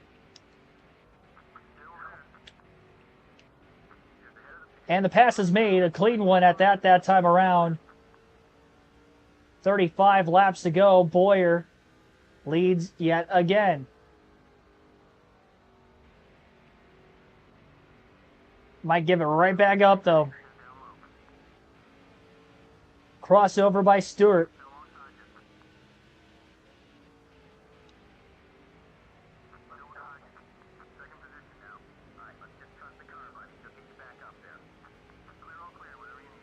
Gonna do the same move he did.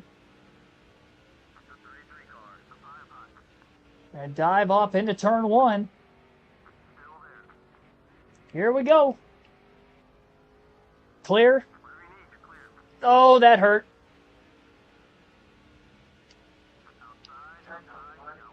Stewart takes to the top into 3. Probably thought he was going to have a chance to clear us into 1. Nowhere close. Into 3, excuse me. These guys are just bouncing off of each other.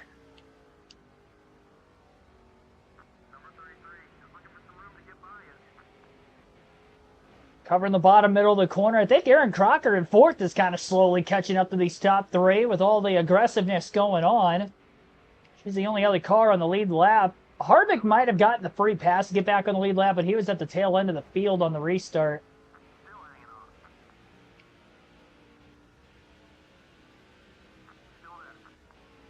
Contact there with Stewart. There's some leanage. Oh! Hang on to it, hang on to it. We're good. We are good.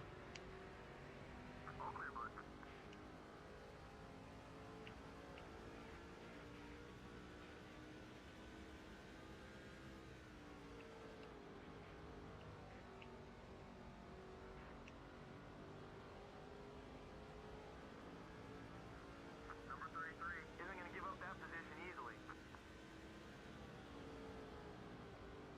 30 laps left this time by.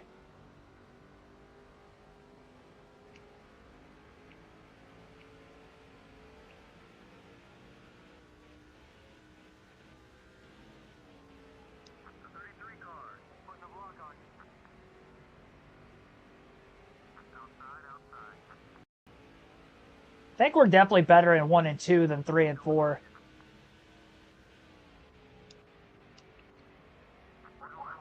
Deep dive on corner entry. There again, 29 laps to go.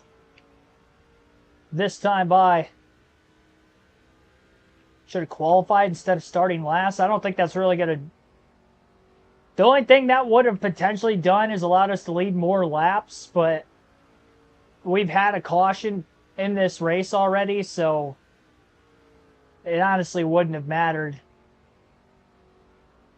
as far as the race result goes, considering we're in the same situation.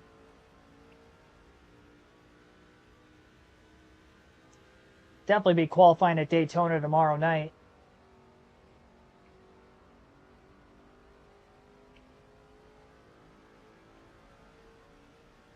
Gap Stewart through 1 and 2. We can get out to like a half a second lead, but nothing more than that.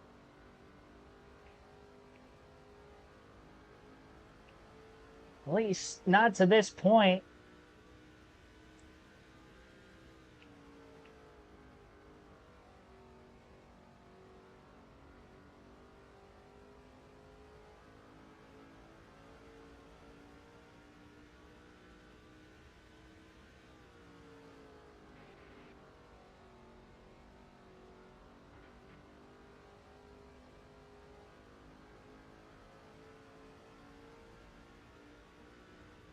$26 to go.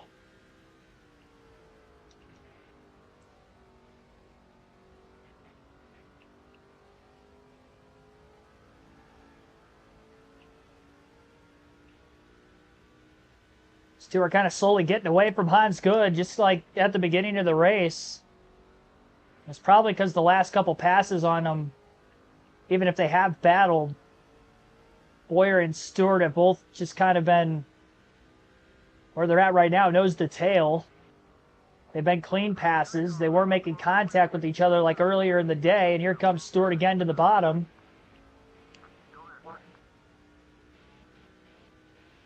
If we didn't have a slight tire advantage, I would say he definitely has the quickest car. That's what's keeping us in this thing. I'm glad I pitted when I did on that last and only caution of the race. Drive back to the bottom again by Boyer. A crossover under Stewart. Tony leads that 1 lap. Boyer right back out in front yet again. Clear off turn 2. 23 laps to go this time by. I'm hoping we keep passing each other like this. He's going to play respectfully enough to not use the bumper, but I can't rely on that because he still may do it.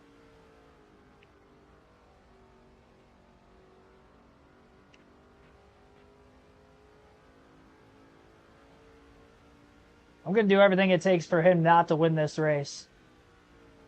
I almost wonder if Aaron Crocker's caught Hans Good. I mean, you look at the track map, it is, again, these two and the rest of the field, shades of earlier in the race when Stewart was leading all those laps and Boyer was trying to run him down in the lap traffic.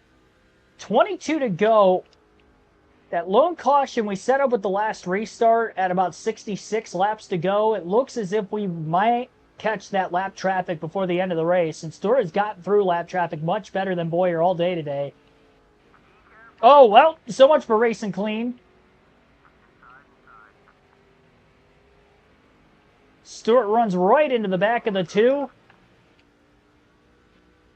Boyer barely leads that lap at the line.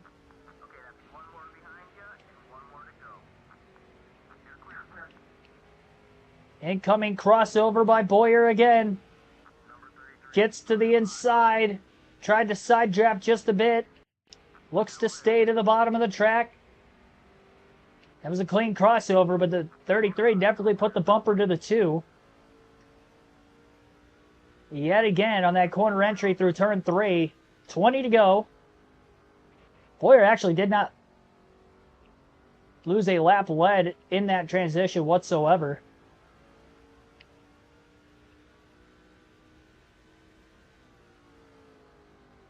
Ricky Rudd, not Denny Hamlin. I don't know what you're talking about. The 20 car is Denny Hamlin in this game. If that's what you were implying. Had the debris caution earlier. Ricky Rudd's not in this game at all. Oh, Stewart sideways. I think he saved it, but he lost ground. He was slipping up quite a bit. Getting into turn one, overdriving again. Both of these guys are pushing hard to the finish of this race. 18 laps to go. And about a 6/10 of a second lead now as Boyer was able to open it up.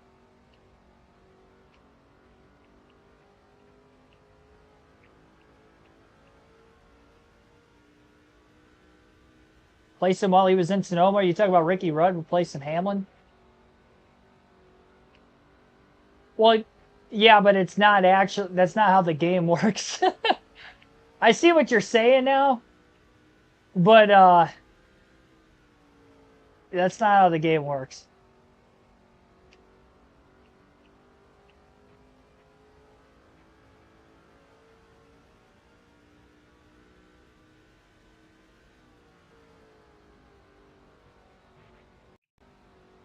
Pretty much. Well, no, it's not how it works.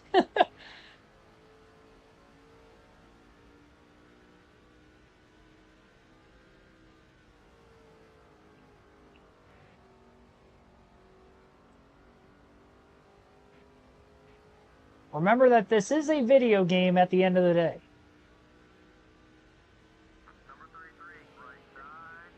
Start driving it in deep. Too deep. He's going to lose middle off here. He's going to suffer on the front straightaway speed. 15 laps to go. He's used the bumper a bunch. I would imagine he's going to maybe pick and wait for his right time to make that pass yet again by using the bumper when he gets a chance. He drives it in so much deeper in turn 3 than I have been. But he loses so much through the center off as he just did. He's only hurting himself by doing that. I'm all right with giving up. And honestly, in 1 and 2, I don't think he's even passed me in that corner at all this entire race. So he's a little better in 3 and 4 at times, and it's probably just because he's able to brake so much deeper. But 1 and 2, we're really good on that end of the track. 13 to go. The longer we go in this one, we still haven't caught that lap traffic, so maybe we won't.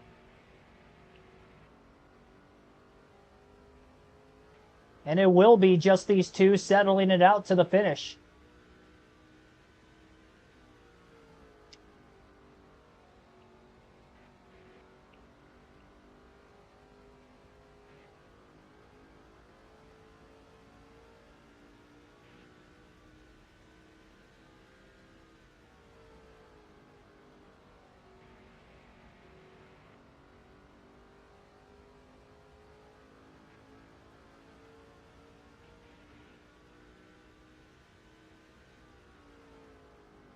Definitely going to come down to the last lap. Because, I mean, we're not going to be able to pull away from him.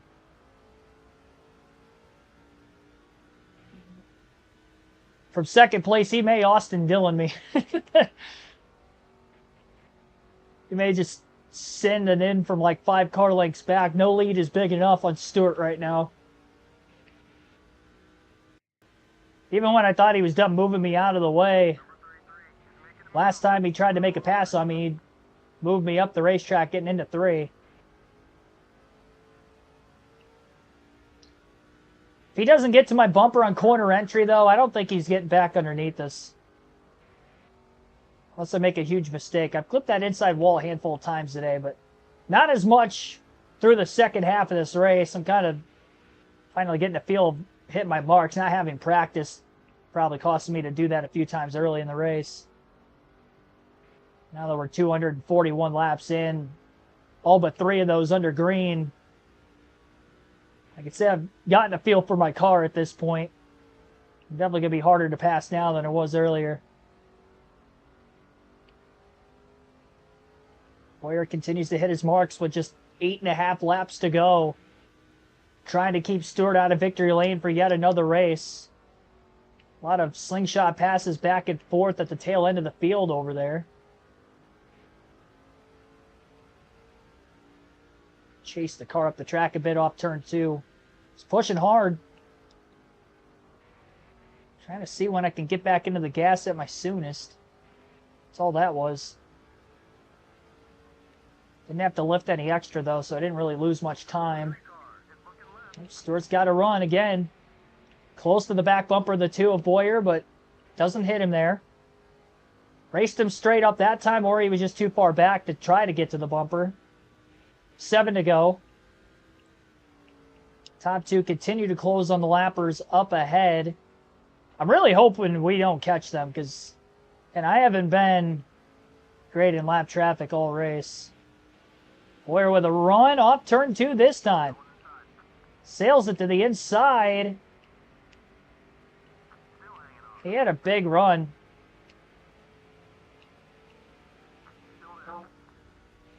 Six to go. There's a leader at the line that last time. Side by side into turn 1. Boyer with the crossover attempt, looking to the inside. Great corner exit. Can he keep it under Stewart into 3? And does, in a great crossover move. Done that a couple times on Stewart now whenever he's gotten underneath us, and we gapped him a lot off turn 4. 5 to go.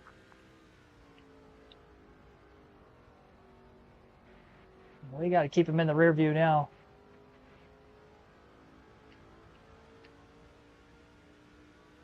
We're getting too late in this race. He just flat out beat me there. I didn't really make a mistake. Because even if I go wide a little bit on corner entry, I'm really good at being able to get that drive center off still, but cutting the apex, kind of diamonding the corner off a bit. 4 laps left at the Milwaukee Mile.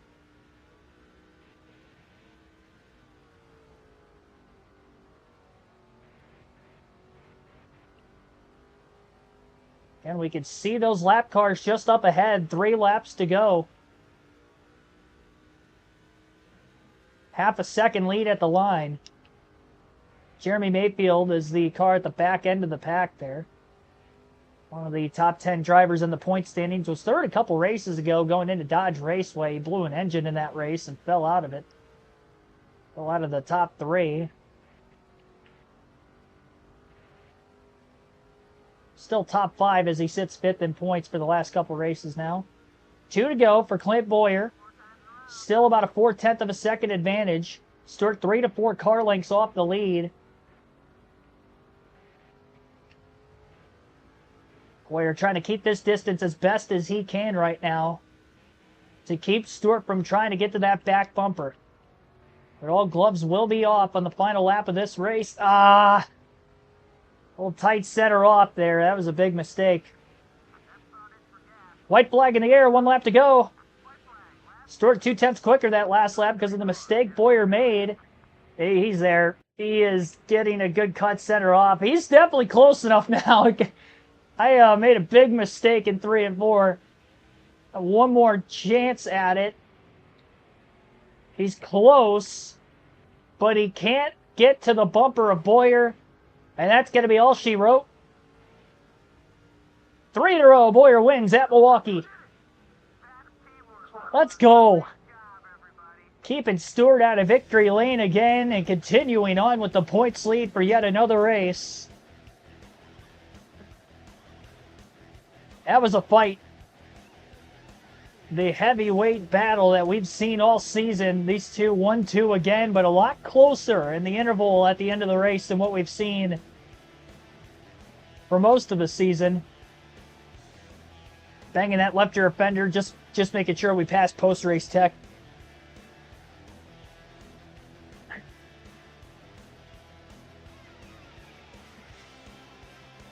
Let's go. We're going to have a tough one tomorrow night at Daytona. We'll see if Stewart can capitalize and try to retake the points lead. He leads the most laps today. He probably had a faster car if we were on equal tires, but that slight tire advantage we had definitely helped us hold him off 103 laps led for ourselves in this one. I mean, it was a heavyweight battle between the two of us. Hans Good must have blew an engine in the race because he was third on the lead lap, but he is nowhere to be found in the finishing order. Yeah, he blew a motor and led 13 laps before that. He blew an engine lap 223 with about 27 to go, so that's why we pulled away, because he was in contention as well off that final restart, but that explains why it was just the two of us there towards the finish. Tough to see. Just one of 4 DNFs. R. Richardson, K. Clayton, and A. Shields also DNF tonight.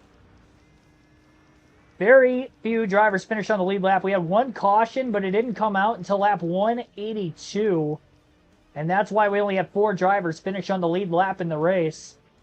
Again, 103 laps led for Boyer, 131 for Stewart, who leads the most. So we're only going to gain 5 points on Tony Stewart. And it'll be a 34-point lead into the 4th of July weekend Daytona race tomorrow night. That will start at 7 p.m. Eastern, by the way. So after Stewart at second, we had Aaron Crocker leading the lap, finishing third. That was on a restart. She got ahead of Stewart initially on that one restart. M. Irvin finishes in 4th. J.J. Ailey 5th. C. Rivers 6th. Jay Smith 7th. Jeff Burt 8th. Is that Kurt Busch or Kyle Busch 9th? Kurt Busch 9th. Continues his hot streak with another top 10. What's that guy's name? T.S. Clayton. T.S. Clayton rounds out the top 10 in 10. Wonder what T.S. stands for. Other race statistics in this one, other than the one caution, it says 26 lead changes, maybe a little less than that, but still a competitive race, though, as we saw. Average race speed of 121.3 miles per hour, 0.3 of a second, margin of victory, 2 hours, 3 minutes, 39 seconds. Total time on the race here today.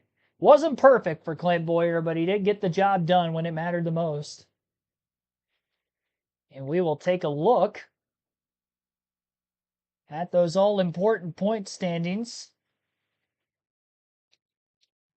Again, tomorrow night will be at Daytona. And it definitely will be a fun one.